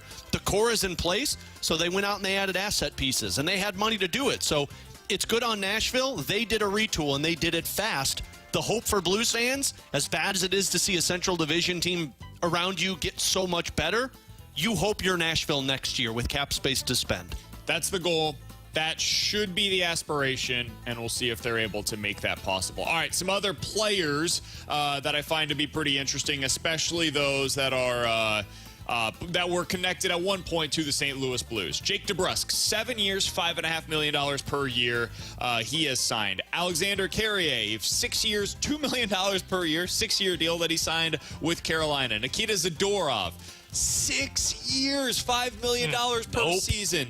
David Perron, 2 years, $4 million per. Congratulations to him. Kasperi Kapanen going to be signing with your St. Louis Blues. He's back for another year at $1 million. And Joel Edmondson, Alex, has signed 4 years, basically $4 million per season. The former Blue will be headed to Los Angeles. Any of those in particular stand out to you? No, not really. Darren Drager reported that, St. Louis was at least talking with Joel Edmondson. I don't know how much of that is true, but none of the more I'm seeing the term and the money that's on these contracts, the more I'm going back to what we talked about and saying stay out of this conversation, because these guys are getting 6-7 year deals and they don't fit what you're trying to accomplish. Some of these depth pieces are great, but overall, I think there's more problems that are going to be on the horizon for these teams. And last one, Seattle getting better as well. They have signed Brandon Montour, 7x7, and Chandler Stevenson, 7 years, $6.5 million per season. That is your NHL free agency.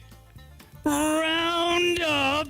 Oh, yeah, there he is. Oh, he's even got Coming up next, we're going to catch up with Blues center Dalibor Dvorský. Their former first-round pick joins us in studio next here on 101 ESPN. It's an MLB 4th of July doubleheader on ESPN. Game 1, Cubs and Phillies. First pitch at 1:20 p.m. Then it's Braves and Giants. First pitch at 6:20. Coverage begins Thursday afternoon at 12:30. The MLB lives on 101 ESPN.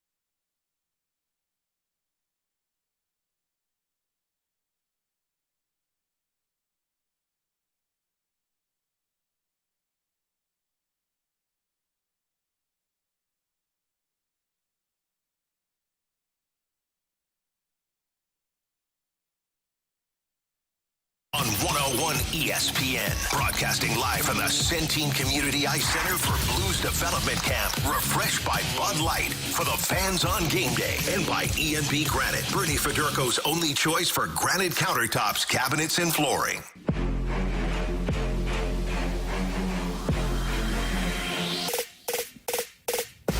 With Alex Ferrario and Tanner Hendrickson, I'm Brandon Kiley. We are broadcasting live from the E&B Granite Studios out of the Centene Community Ice Center, and we are pleased to be joined in studio right now by former Blues first-round pick Dalibor Dvorský, joining us during Blues Development Camp. Dalibor, we appreciate the time, man. How you doing today? I'm good, thank you. Thank you, guys. Thanks for having me. Absolutely. We're thrilled to have you. So it's been a whirlwind of a calendar year for you, but things, it sounds like, have started to slow down for you. You're able to get home for a little bit of time. What's the off-season been like for you thus far? Oh, it's been good. I got home at the end of April. I had like 2 weeks off, and then I started practicing, so it's been going well so far, I think. It's amazing talking to hockey players when they talk about their offseason, because in my mind, it's like offseason hits and they don't do something for 3 months. And most guys are like, yeah, I took like a week off and then I was back on the ice skating and weightlifting. I'm like, wait a minute, what? Like, you guys are just machines. Yeah, I mean, I took 2 weeks off, and then I hit the gym back and I started doing ice as well. So the break was, I mean, 2 weeks, that's enough for me. If I don't do anything for more than 2 weeks, I just, I got to do something. So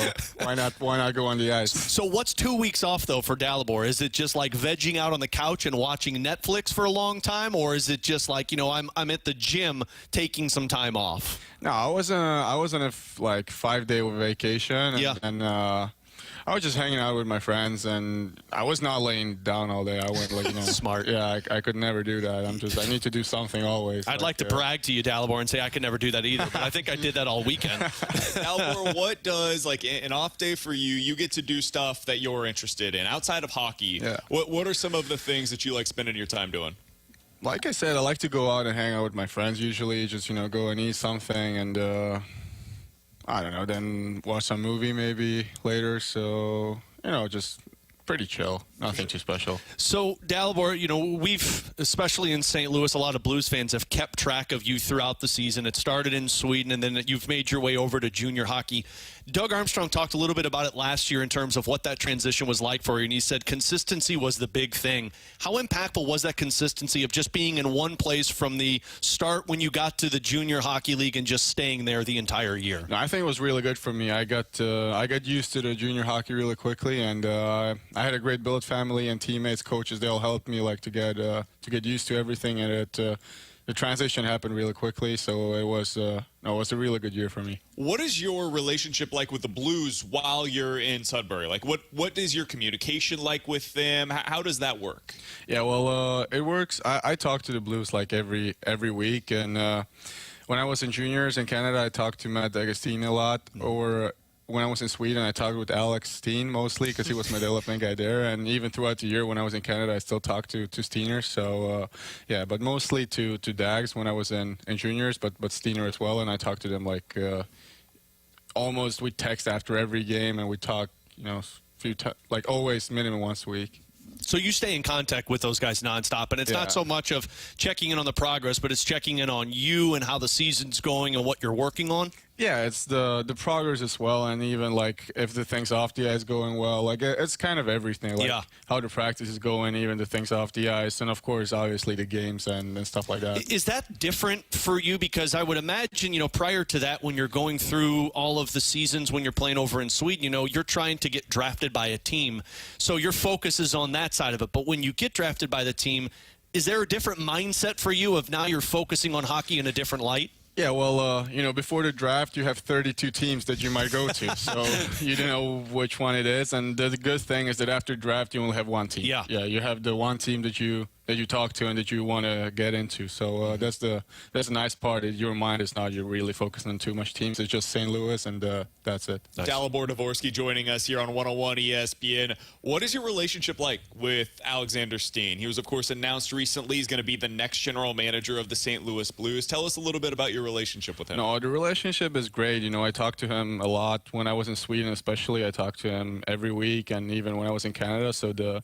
relationship is, I think it's great. Did you know a little bit about him from his playing career prior to your relationship that you had with him, of course, being a representative with the Blues? Oh, yeah, of course. I mean, he was an unbelievable player, had over 1,000 games in the NHL and won the Cup with the Blues. So, no, he's of course, I knew a lot about him as a player as well, and it's an honor to work with him now when I'm a Blues prospect, and yeah. So Dalibor, last year when you got to juniors, when you got to Sudbury and you were playing with that team, specifically for yourself, were there areas that you were working on specifically with your game?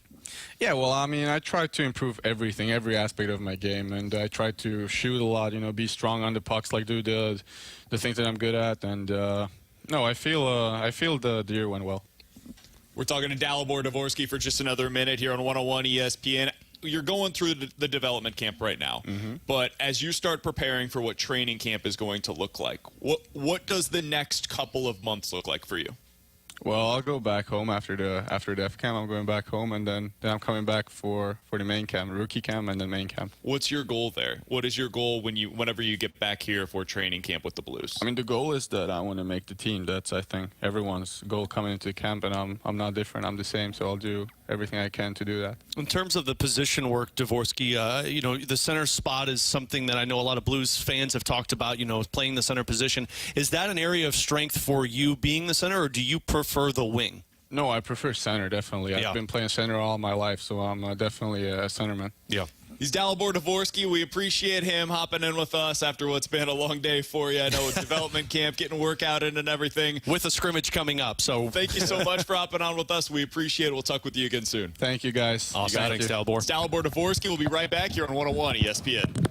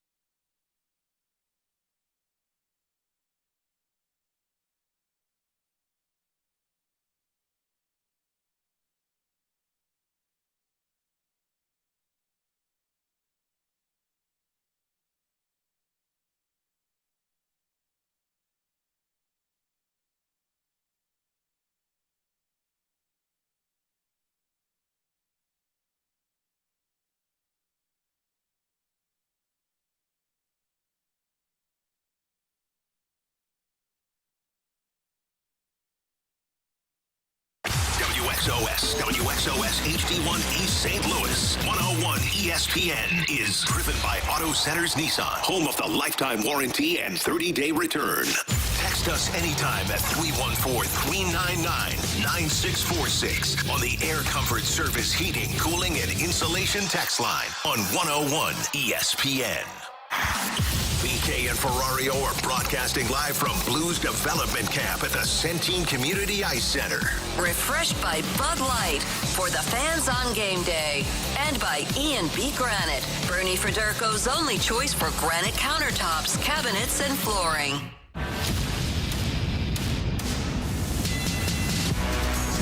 We are back here at the Blues Development Camp, and we are happy to be joined in studio at the ESPN Granite studio at the Centene Community Ice Center by former Blues first-round pick Jimmy Snuggerud. Jimmy, we appreciate you hopping in studio with us. How you doing today? It's good to be here. It's been a great day, kind of a long day so far, but it's been fun.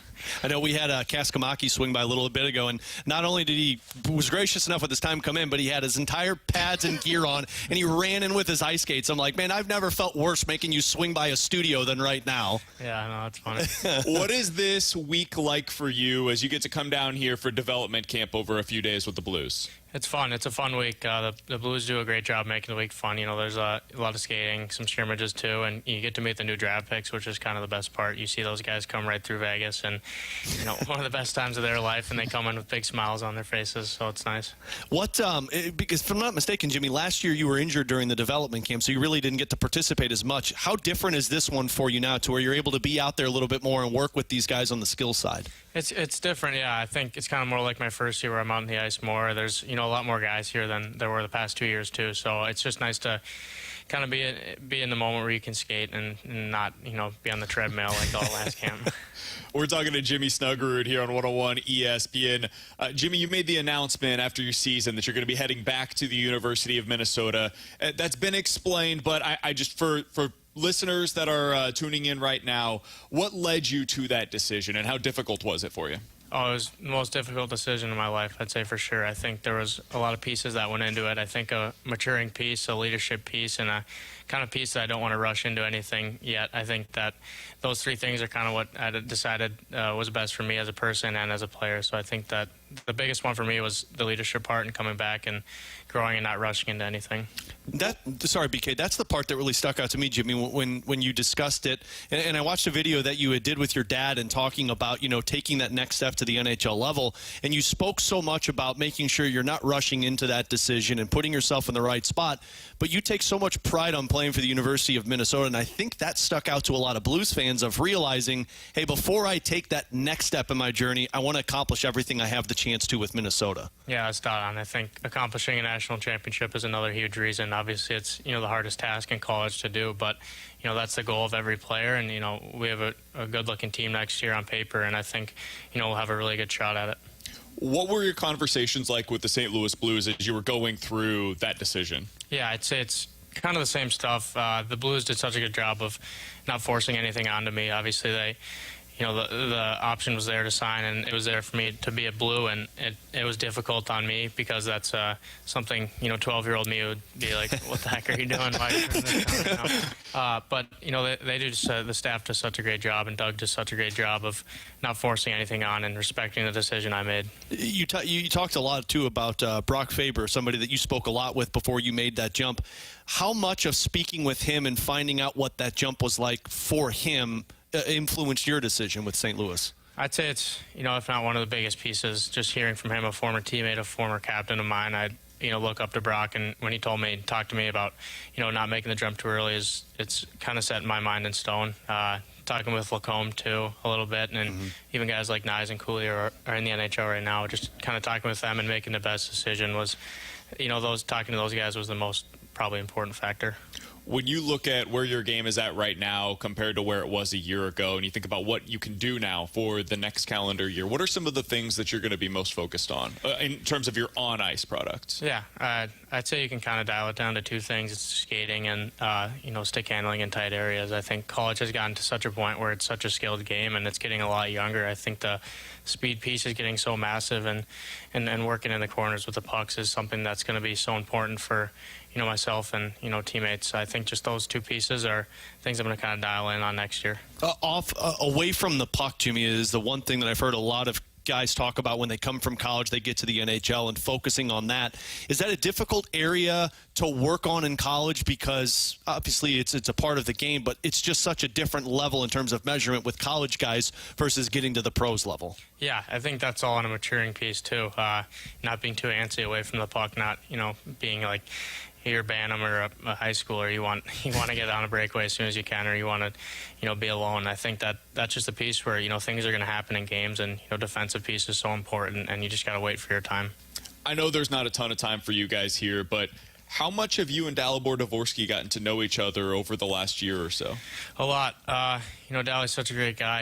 I met him last year, obviously, when he came in after the draft, and then we talked to him I talked to him at World Juniors last year, and obviously, I was sick the game that we played Slovakia, so I wasn't able to go against him, but I talked to him a little bit in Sweden, and to see him back here and talk with them and all the other draft picks too, it's pretty special. That was the stage where, Jimmy, it felt, Blues fans were excited, but that felt like the stage where it just burst to another level of Blues fans' excitement at that World Junior Tournament. What was that experience, and how beneficial was that one for you? It was, I'd say, really beneficial. Throughout the tournament, you see Dali, lighting it up. Otto had a hat trick, and then Theo gets, Lindstein gets added late to the roster, and he's, one of the best defensemen on their team. It's so cool to see all the Blues prospects doing so well in the future that it holds there. Just it's pretty unreal. You got to have that in the back of your mind too when you step on the ice here at development camp. Not just looking at those guys, but looking around and seeing how many draft picks, how much profile is there, and where the Blues are at in terms of their age. Yeah, it's a young team, obviously, and even with the other draft picks, guys who were in World Juniors are still making such an impact at their level, and guys like Bushinger and Sim, they're great hockey players, and they're a future of this program too. Last thing that I wanted to ask you about, we talked to Dalibor, and he said one of the guys that he spoke the most to over the last year or so is Alexander Steen. I'm curious, what is your relationship like? What is the conversation like between you and the Blues during your season? Yeah, it's I'm a lot more in contact with Chris Thorburn. He's the player development forward guy. I talk with him a bunch, and then obviously talked with Steiner a little bit throughout the year. I saw him in World Juniors too when we played Sweden twice. So I talked to him through there, and then occasionally I'll talk to Doug Armstrong a little bit, not much, but he stays in contact pretty well. So they do a great job of staying in touch with their prospects. We know Thorbs pretty well. Love Thorbs. What's that relationship like for you with him? It's a funny relationship. He's just such a great guy. He's a great person. He's just funny to be around. The chirping from Chris Thorburn. I think we actually talked with you about this back in December. I think I told you it's like not only are your hockey skills going to be great when you get to the NHL, but learning to chirp with Chris Thorburn's got to be even better for you. You'll be ready to go by that time. Yeah, you'll know exactly what to say to guys. He's Jimmy Snuggerud, former St. Louis Blues first-round pick, going to be headed back to Minnesota this year. We're wishing you nothing but the best with that, man. We're looking forward to seeing you in a Blue Note, but no reason to rush that. Congratulations on that decision. We'll talk with you again soon, Jimmy. Thanks for hopping in studio with us. Yeah, thanks for having me. Thanks, Jimmy. Absolutely. That's Jimmy Snuggerud, former Blues first-round pick. We appreciate him joining us in studio today. We are broadcasting live at the Blues Development Camp here at the E&B Granite Studios at the Centene Community Ice Center. Alex, this is a really cool opportunity for the Blues as they go through this development camp. You see over the last couple of years the number of draft picks that they've been able to add to their prospect pool.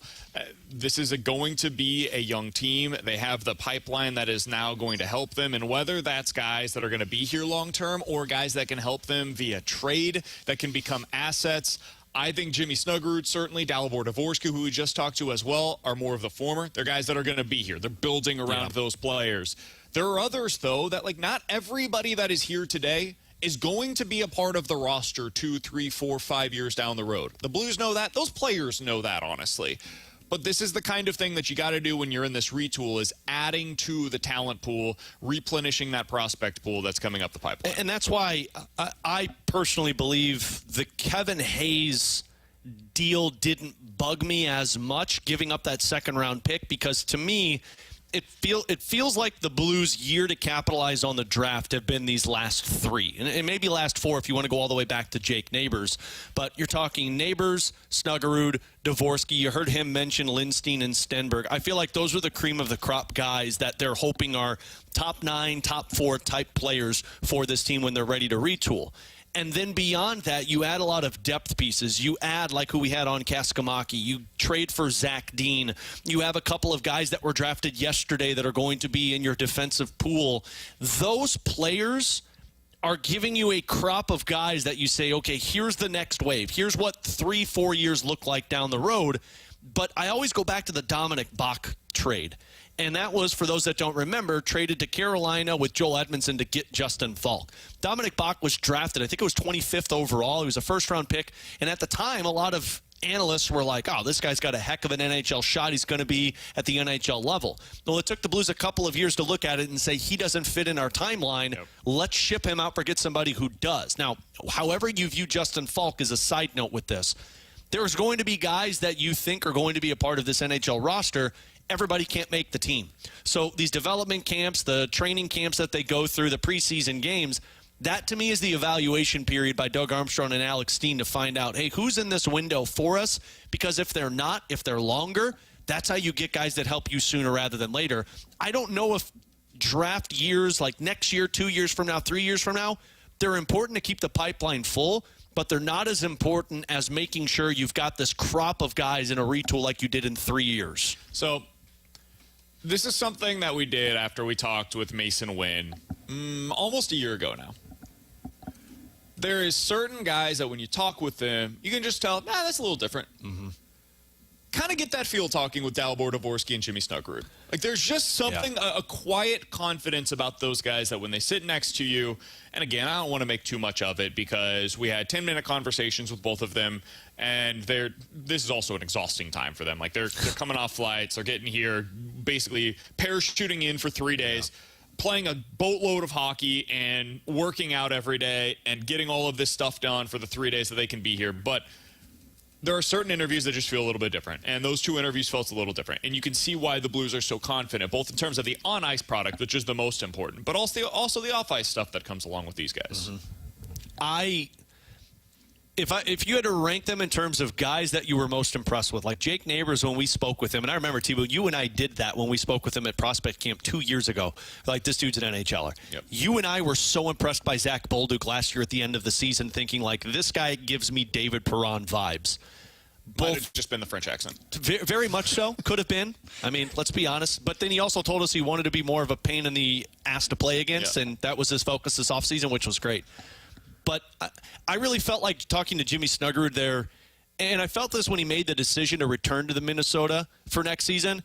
He knows what he expects to be at the NHL level. And there are a lot of prospects that you hear talk and like, oh, yeah, I'd love to be at the NHL level. He felt like the most determined out of the group, that knows who he is, knows how he plays, wants to fine-tune other areas of his game, but also recognizes that when he steps into the NHL, he doesn't want to be in the AHL. Dvorský seemed that way, too. You heard him say, like, the goal, obviously, is to make the team out of training camp.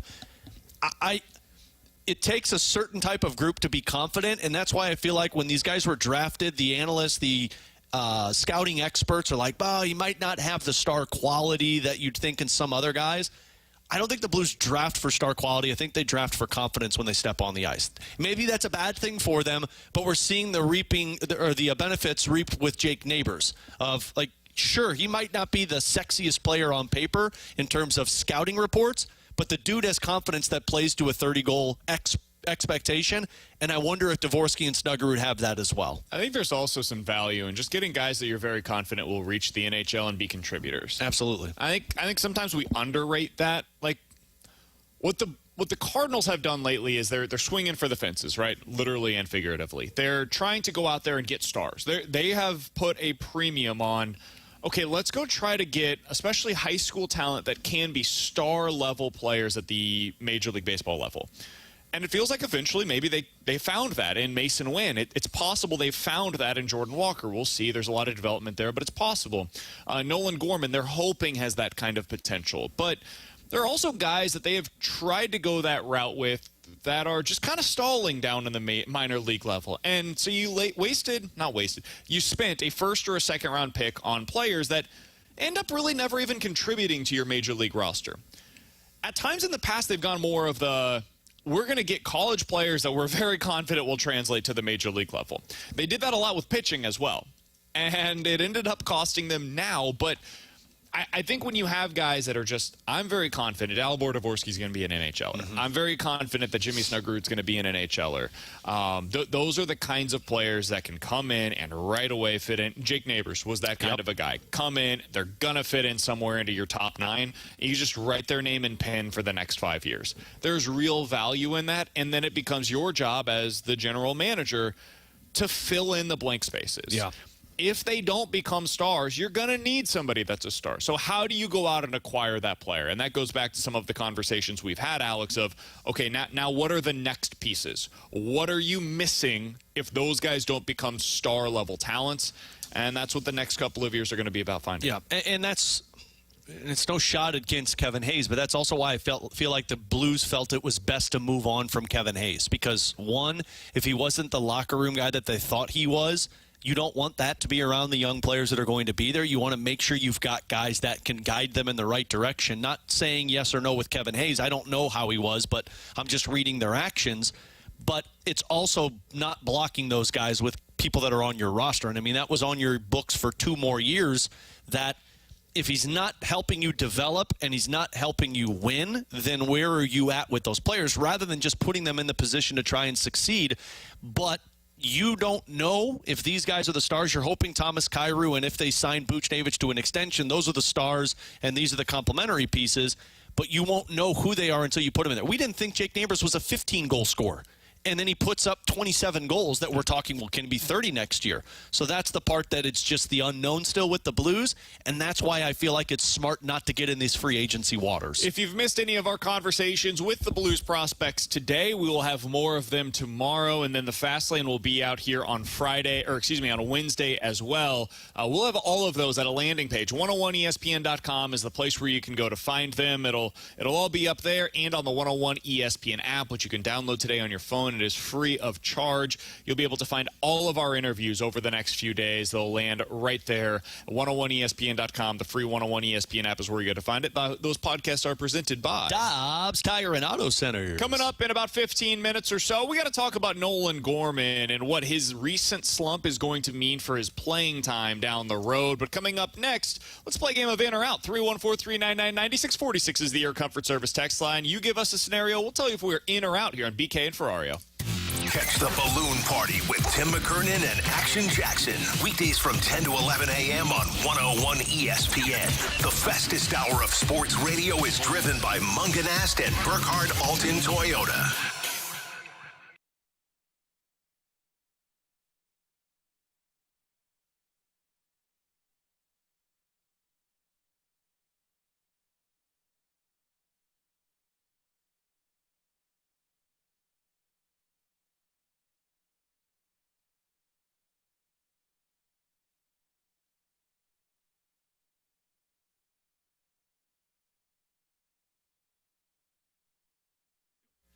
Hey, it's BK, and it is time to unlock your inner champion today. The place to do so is Victory Men's Health. Check them out today at one of their 4 great locations across the St. Louis area, or you can check them out at victorymenshealth.com. That is exactly what I did. I went over there. I went to their website. I clicked on the top right corner. It says book now. You put your name, your email, your phone number. Tell them a little bit about what you're wanting to get checked out, and they'll get you set up with an appointment. The first appointment that you're going to go for is a blood draw, and that's going to be able to tell them where all of your levels are at. Where's your testosterone levels? Where are some of your other levels with your vitamins, etc.?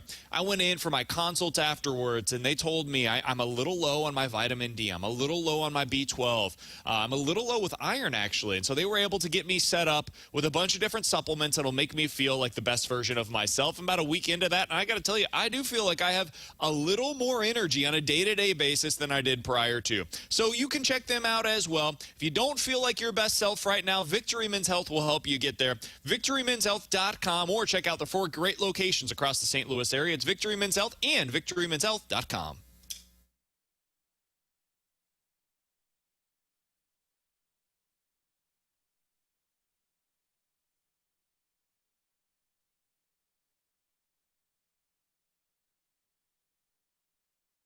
Is that all, sir?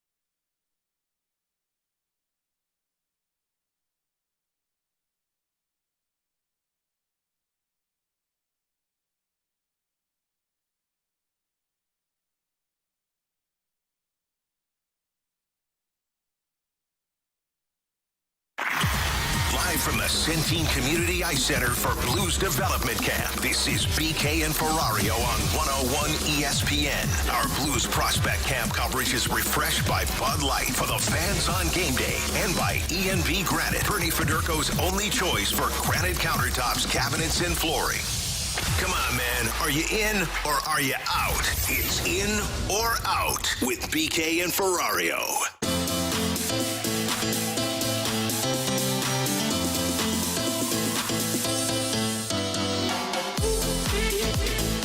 $314-399-9646 is the Air Comfort Service text line for in or out. You give us a scenario. We'll tell you if we are in or out here on BK and Ferrario. We're broadcasting live from the E&B Granite Studios out of the Centene Community Ice Center, where the Blues today are hosting their development camp. They'll be here over the next few days. We will be here today and tomorrow. The Fast Lane will be here on Wednesday. Alex, by the way, is going to be hosting during the Blues Prospect Development Camp scrimmage tomorrow. So congratulations. A cool opportunity for Alex Ferrario. He'll be doing that with Joey Vitale. You'll hear it right here on 101 ESPN tomorrow. Just a couple of paisans talking hockey. You love to see it. Absolutely love to see it.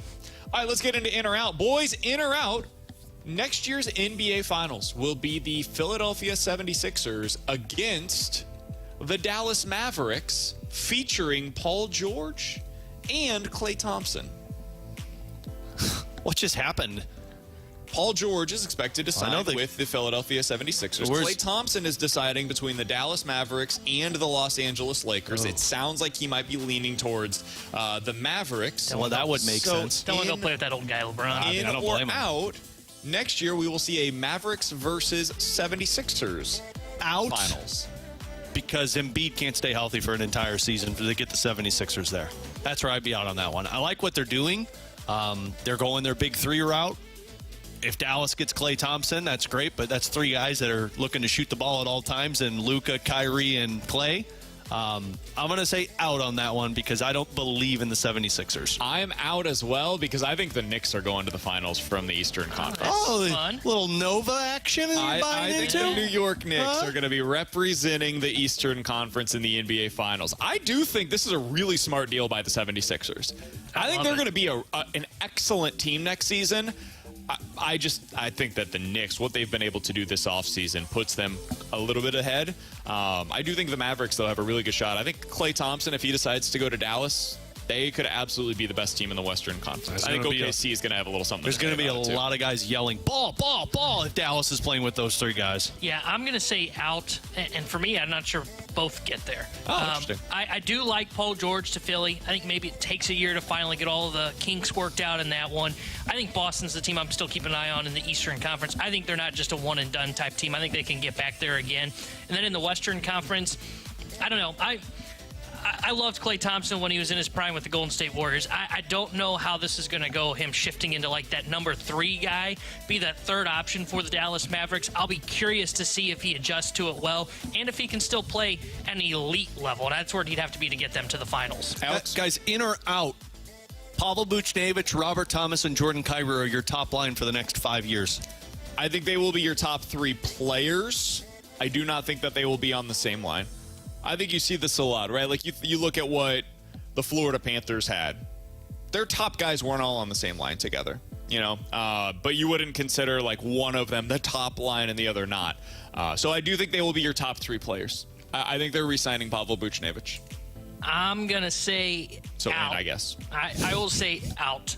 I still don't think they're going to bring back Booch. Even though everything that's being said by Army seems to be leading them that way, unless this is a 5-year deal, I would not do it, and I don't know if the Blues will do it. So I'm still going to say out. When have we heard this before? Army leading you to believe a signing is coming, and then look over here, he's not re-signed. He tricked me with Cabin being brought back. Tripped me with Petro. What are you going to yell about? What are you going to yell about? Are you going to throw a pen again? You already started. Go. Nothing from the Blues suggested that Petro was going to be back. It was all hope. It was blind faith. I get it, but if you listen to Army's words, we feel like we got a contract in place. It's just ironing out some of the terms. With Petro? Yeah. He never said that. Oh, yeah, he did. He was like, we just need to iron out some of the things, and we got to get to the finish line with it. He said the exact same thing with Pavel Buchnevich. It's called no move clause. Pavel Buchnevich ain't getting a no move. I think you get a little too horned up with some of the words that Army says, just like GMs with money today. They like throwing it around out there. I'm out on this. still don't buy into that we're going to see a contract because What's your guys' reaction going to be when they sign him to a 6-year deal? 6, not surprised. 7 or 8, very surprised. I think it's going to be a 6-year deal. 6-year, I could see them bending to that, so that wouldn't surprise me much. If it's a 7-8-year deal, that's when I'll be really surprised. 6-year at 7.5. That one I can see. If it's what about 6x8? I don't expect that one. But what if that's what is announced? I mean, you look at the money that's being thrown around today. He should be able to get $8 million. I'm with you. I'm absolutely with you. But I would be a little surprised if it's 6x8, 7x8. But if I tell you, Alex, I can see into the future. I have my. Well, you've told me that before. The Cardinals are going to be great this year. Ball. They're pretty good. Pretty average. If I told you this is the end point, they have. This is not true, Blues fans. There's no breaking news here, but. They're going to sign him to a 6-year deal worth $8 million per year. What's your reaction? I don't hate it. I don't think it puts you in a position to be... You're still probably, in my opinion, the bottom 3 team in the Central Division with that move and probably that position for the next 2 years. Because to me, I don't think you have another top-line player in that. I think Booch, yes, he's been a point-per-game player, but I'm going long-term outlook. And 4, 5, 6 years from now, I don't know what that looks like for $8 million. Is he a second or third line player, and what does that do to your team? What about 3 years from now when they're good again? That's what they're really wondering. 3 to 5 years, that stretch when he's 32 to 34, that's what they're wondering. What are we going to be then? Because that's when you need to capitalize. Then you're going to have to expedite this fix of your roster faster if that's the truth. I mean, they should be good 3 to 5 years from now. Yeah. If they're not good 3 to 5 years from now, then this was a full-blown rebuild. Yeah. And now I understand why Army left after 2 years. You know, they just handed it off to Sam. Like, look, I couldn't fix this. If it takes 5 years to fix this thing, then they were not at all on the timeline that they thought they were. Yeah, I agree with that. Guys, in or out, mine kind of sticks with Pavel Buchnevich. Opening night, these will be your centers down the middle for the St. Louis Blues. Robert Thomas, Pavel Buchnevich, Braden Shen, and then one of Oscar Sundqvist or Zach Dean on the fourth line. Yeah, I think Sundqvist is going to be I just don't know if he's going to be ready or not, so that's why I put a little I would say out with it, and I understand what you're saying with Booch as the centerman. I do think you're going to see him as center throughout the season, but he's going to be in that like flex position. In my opinion, you're going to see Booch and Shen on the same line to where Shen can be a winger, Booch can be a winger for you, and you could flip back and forth. I also think your third-line centerman is going to be this Alexander Texier, unless they make some type of trade. Sounds like they want him on the wing. Maybe, but I think he's got face-off ability, and that's another flex position that you could put somebody in there with it as well. If they fix his face-off ability, it would make sense, because now I don't think Shen can play center any longer. I think it's what's leading to some of the injuries and maybe even the downplay in his play. So if he can become a better center, then I think that's the ideal route, but I'm saying it on my own scenario right now. That's why I think they're going to use Shen and Booch together on a line, and then it's going to be neighbors Thomas Kyrou, because you've got Shen and Booch with the ability to flip back and forth as the winger, and that's why I just don't know what that third line center. The other factor, too, is what does Dvorský look like in training camp? Because if he looks really good, then Dvorsky's probably your third line center with Braden Shen on the wing.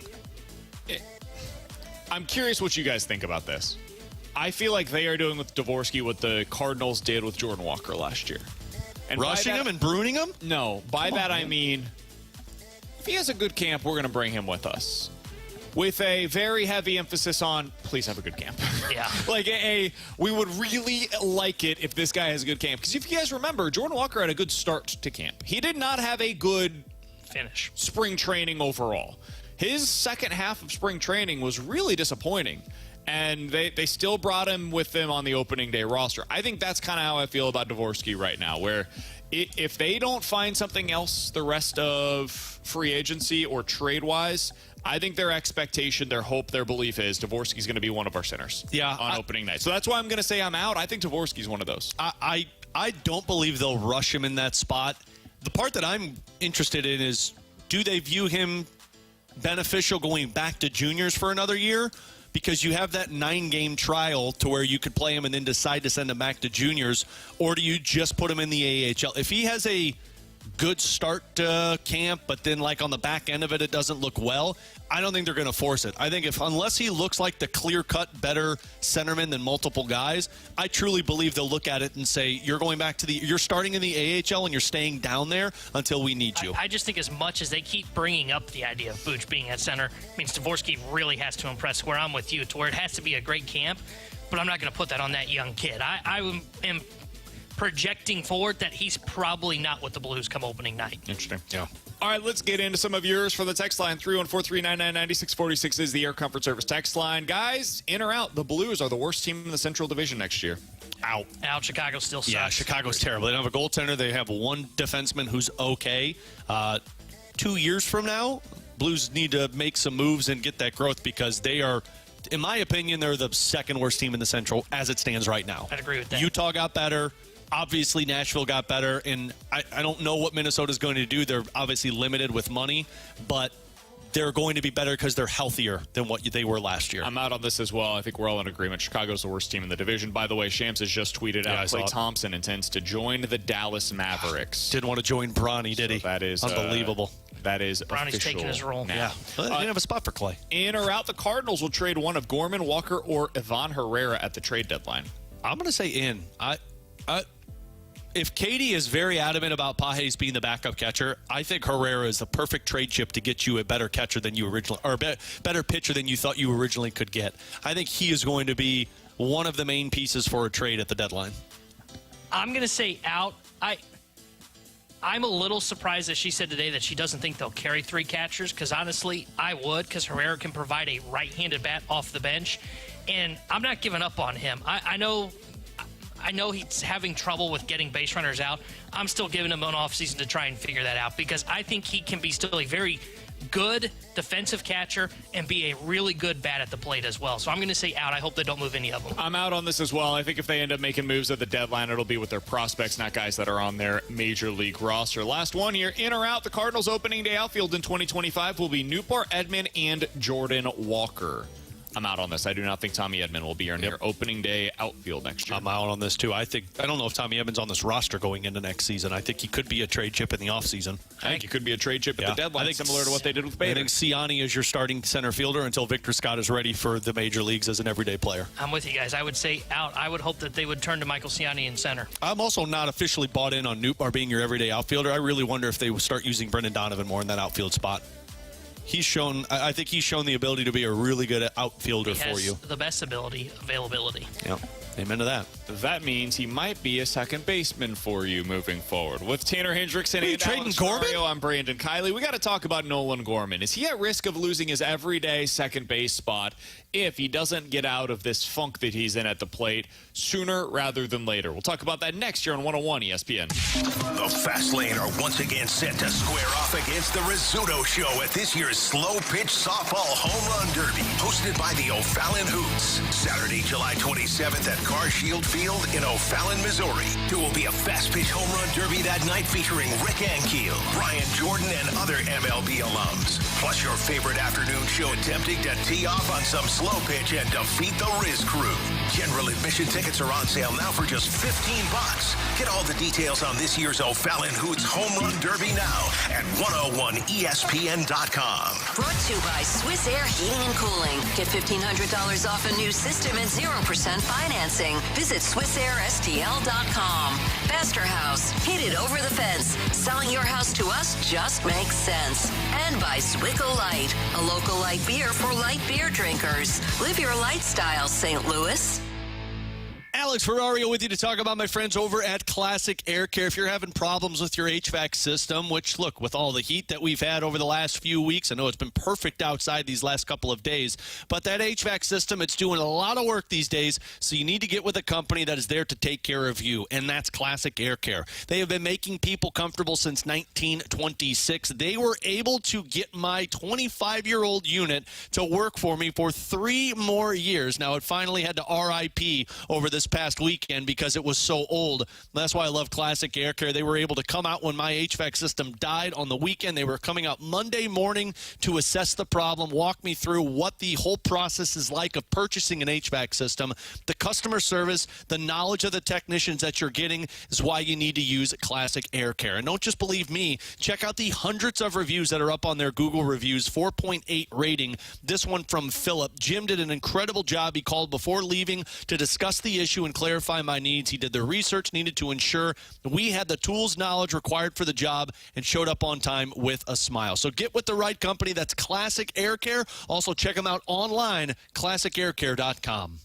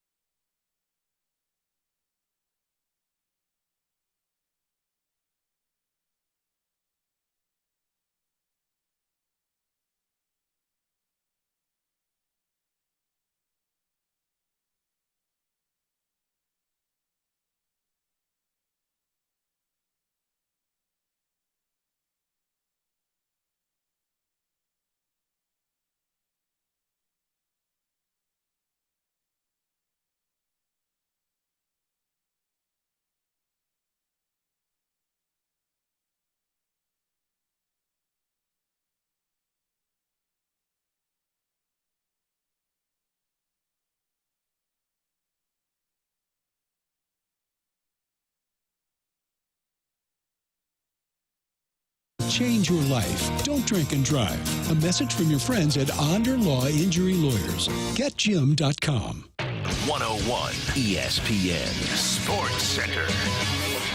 Blues Young Guns ramp it up. I'm Bradford Bruns with your Sports Center update, driven by Johnny Launduff Chevrolet and Johnny Launduff Autoplex. Day one of Blues development camp carries on. 8 2024 draft picks participating. Recent selections such as Jimmy Snuggerud and Dalibor Dvorský also present. Tomorrow brings another round of BK and Ferrario in Maryland Heights, plus an evening scrimmage on 101 ESPN. Puck drop should unfold around 6 post Fast Lane. STL also re-signing Kasperi Kapanen. NHL free agency clearly underway. Baseball, the Cardinals are idle, having captured their series finale versus Cincinnati. Kyle Gibson will start roughly 28 hours from now when Pittsburgh hosts Ollie Marmol's second-place club. City SC dismisses head coach Bradley Carnell. The Sports Center update was driven by Johnny Launduff Chevrolet and Johnny Launduff Autoplex. See them at launduff.com. Chevy, together we drive. Are you kidding me?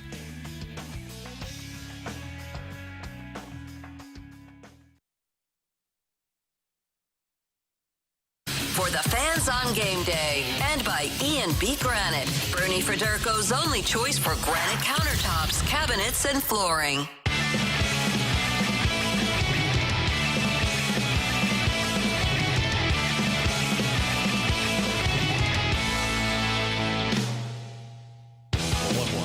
swings a high, deep drive to right field. Forget about it. A home run for Lars Nootbaar. A line shot off the sidewall of the Bill Rowe training facility and onto Homer's Landing. And Nootbaar, in a rehab appearance, electrifies the crowd here at Hammons Field. Lars Nootbaar with a home run in his rehab assignment with Alex and T-Bone on BK. Nootbaar is making his return to the Cardinals sooner rather than later, potentially by the end of this week.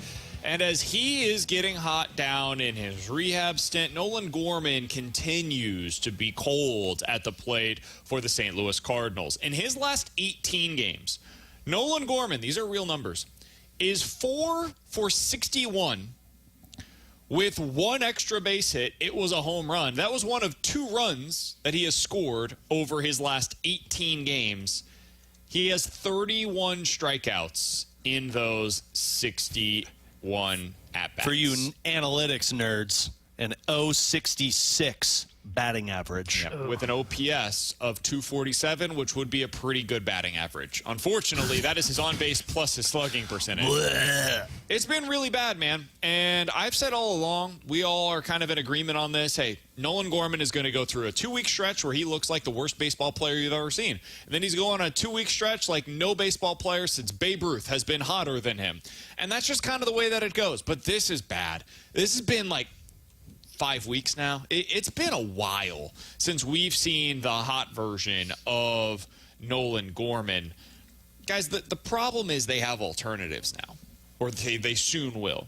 Right now, like, what are you going to do? You going to put Matt Carpenter in there every day? I saw him make a great play when I was at the ballpark. She just said he's his best asset. Yeah, that's fine. You gonna go with Brandon Crawford at second base? Are you kidding? The dude's got like a 1,500 OPS in like Dylan 3 games. Carlson every day in the outfield. You don't have the alternatives, but soon you might. You're going to have Lars Nootbaar back in the outfield. He's going to start every day for you, basically, as long as he's healthy, and hopefully that is the rest of the season. We'll see. That means that Brendan Donovan could be freed up to get some opportunities at second base. When Tommy Edman returns, he certainly could get some opportunities at second base.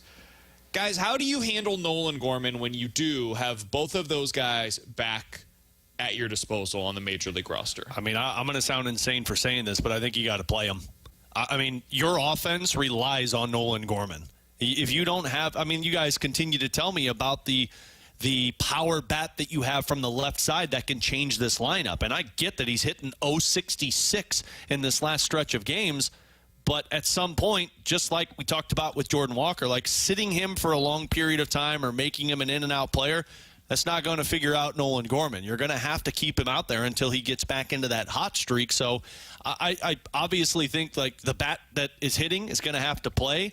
But I think you're going to have to heavily lean into Nolan Gorman because you need him to hit his potential for this team to hit their potential. Yeah, that's where I am. I know it's frustrating to watch. The Cardinals have to keep running him out there. And there will be times where they give him a mental reset day, like on Thursday against the Reds. He ended up getting a at-bat. That was supposed to be a mental reset game. They need to get some more guys off their feet, so Ollie put him in the game in that blowout loss. But I think you have to keep playing him. I really do, and it sucks to watch. We're on the same page. I'm so surprised by this. Dude, it sucks to watch right now, him really scuffling there at the plate. But, man, he's the kind of guy that changes a playoff series. If he gets hot for October, he can become the guy that's like a legend like Eddie Rosario is in Atlanta or like Jock Peterson is in Atlanta.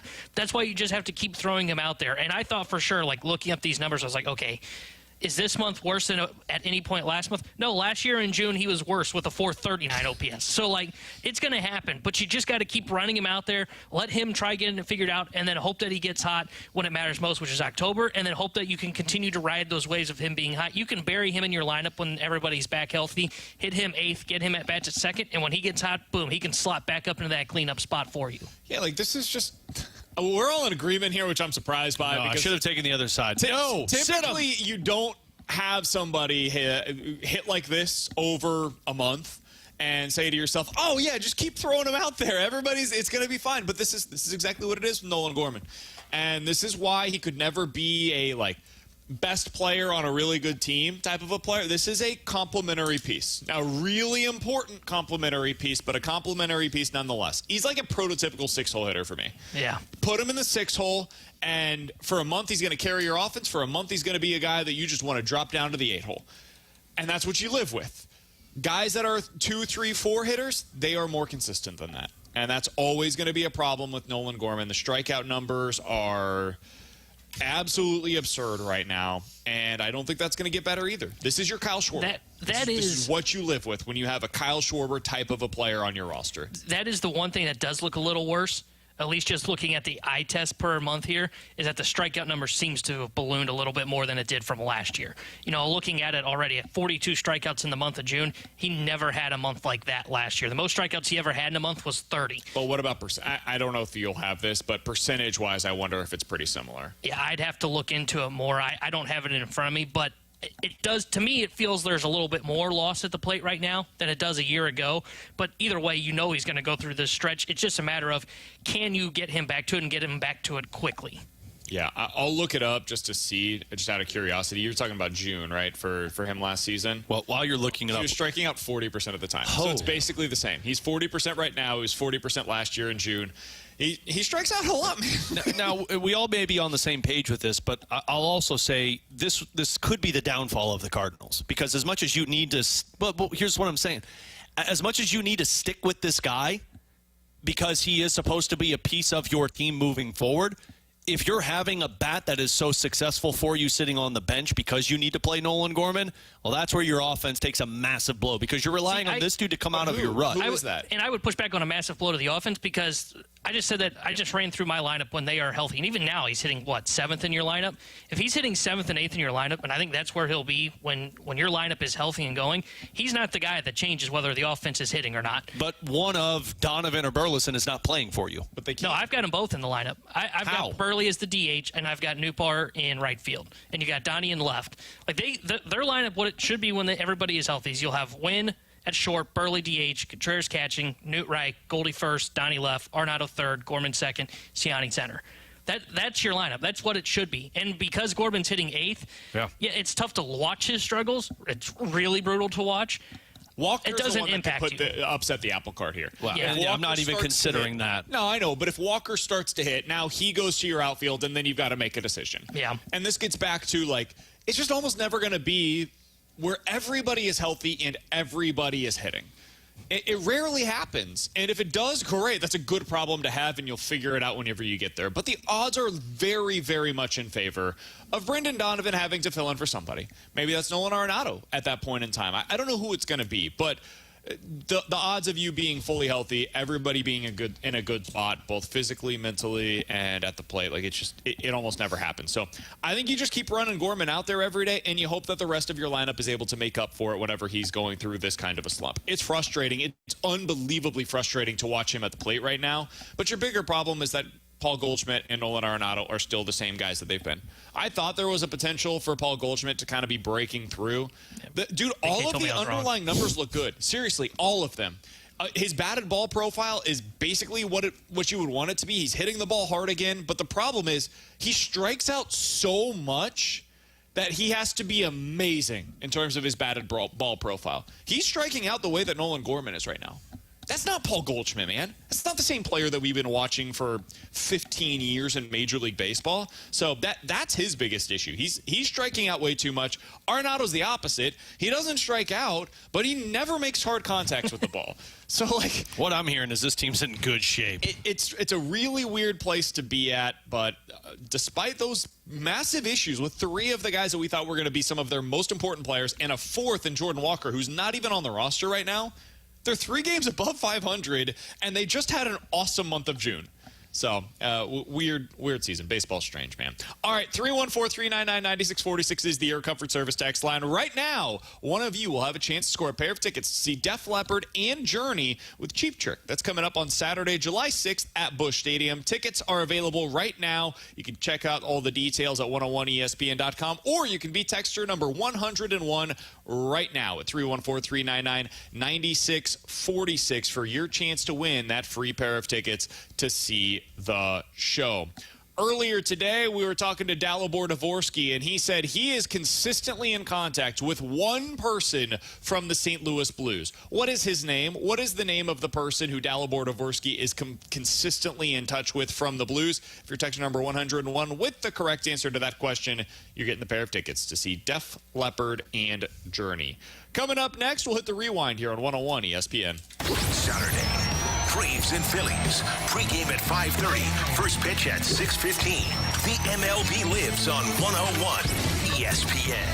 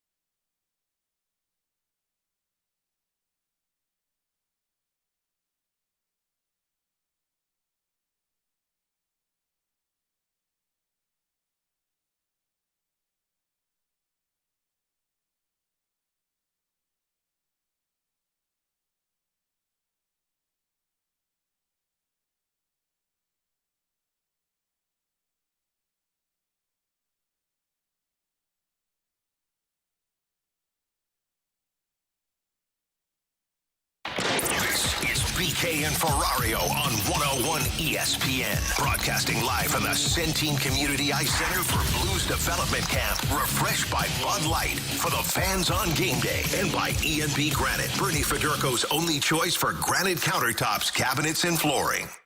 Let's run it back with the Daily Rewind on BK and Ferrario. Brought to you by Gloria Loom, your home sold guaranteed realty. Selling your home begins at GloriaHasTheBuyers.com.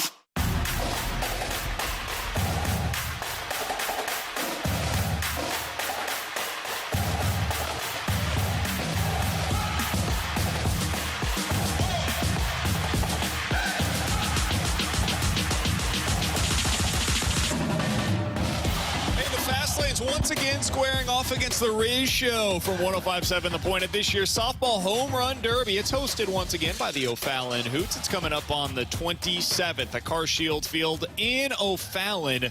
There will be a fast-pitched home run derby that night featuring Rick Ankiel, Brian Jordan, and more Major League Baseball alumni. General admission tickets are now on sale. They're just $15. It's all brought to you by Swiss Air Heating and Cooling, Faster House, and Zwickle Light. Get all the details at 101ESPN.com. All right, it's time to hit the rewind here on BK and Ferrario. Alex, it was free agency day. Free agency is now pretty much over about 3 hours later. See you in the beginning of the next season. The Predators were certainly the big quote-unquote winner from today in free agency. This can be a tough thing, right? Like sometimes it works out really well when you win free agency. Other times you just get old really fast, and then suddenly 2 years from now we're all looking back at a day like today and saying to ourselves, whoo, that was the day that the Nashville Predators got themselves into quite the pickle.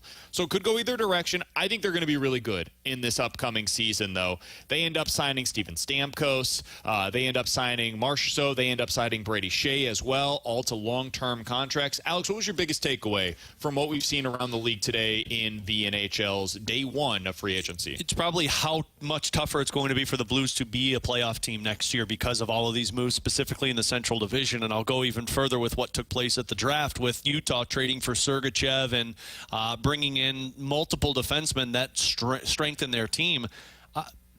I expected teams like these to be aggressive. I didn't expect it to be this much so. Like, I'm looking at Nashville, and you're absolutely right, BK. Like, they're trying to capitalize on winning a cup and being a deep playoff team within the next 3 years, because beyond that, you're talking about having Stamkos at $8 million, Forsberg, who will be 33 years old at $8.5 million, Marchessault, who will be 36 years old at $5.5 million, and you won't have Ryan O'Reilly anymore. So they're capitalizing right now in a window to where they're probably the second best team in the Central Division. And I think what they did, what Utah did, and where Colorado and Dallas and Winnipeg are, I think it's smart for the Blues to take a step back and say, like, let's not deal with this. I know it doesn't seem that way now, but in about 2-3 years when those teams are in cap hell because of what they tried to accomplish, that's when you're hoping that you're in a great position with a lot of cap space, a lot of young players at entry-level contracts where you can pounce. We knew all along the Blues were likely going to be playing in the trade market, not the free agency market. I think it's smart. Especially after seeing the term that was given out today. I'm less worried about the money. The money is what it is. It's going to be big. The cap is going up. Guys are going to continue to get paid more than what you expected previously. Look at the NFL right now. Look at what wide receivers are making. There's guys making $30+ million to play wide receiver. There's quarterbacks that are like the 15th best quarterback in the league making $50 million per season. That's the future. That's what it's going to be in the NHL eventually. Not to that degree, but it's going to be guys making more than what you'd expect. The term is where things get out of whack, and that has been crazy so far today. The Blues just can't do that. They're not in that position right now. You want to capitalize at the beginning of those contracts, and the Blues aren't in that position right now. So wait it out. Go see what's out there available for you via RFA status, via trade, those kinds of things. Decide what to do internally with a guy like Pavel Buchnevich.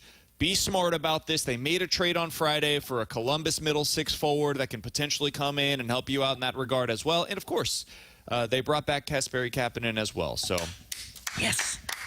That is going to be the real winner of free agency? We Kapanen. are. Oh, yeah, you're right, Kapanen. That's $1 million, man. Especially because he was supposed to go test the market. Well, technically, he tested it at 12 a.m. and said, yeah, nothing's out here, so we're coming back, boys. The other big news for St. Louis City today, they have decided to move on from Bradley Cardinal. They are going to be looking for a new head coach. I'm sure the Fastlane will have a couple of thoughts on that coming up from 2 to 6. We gave you ours earlier today, and if you missed any of our conversations from the show, we talked to Katie Wu, we talked to Dalibor Dvorský, we talked to Jimmy Snuggerud, all of that. 101ESPN.com, the free 101 ESPN app is where you go to find it. It's all presented by Dobbs Tire and Auto Centers. For Alex Ferrario and Tanner Hendrickson, I'm Brandon Kiley. Huge thanks to Bradford Bruns, who helped us out back in the studio. Mike Ryder as well. It's always a little different when we're out here for something like this, so huge shout out to them for making it all possible. Shout out to the Blues for making it possible as well. We'll be back here tomorrow at 11 a.m. The Fastlane's coming up next here on 101 ESPN.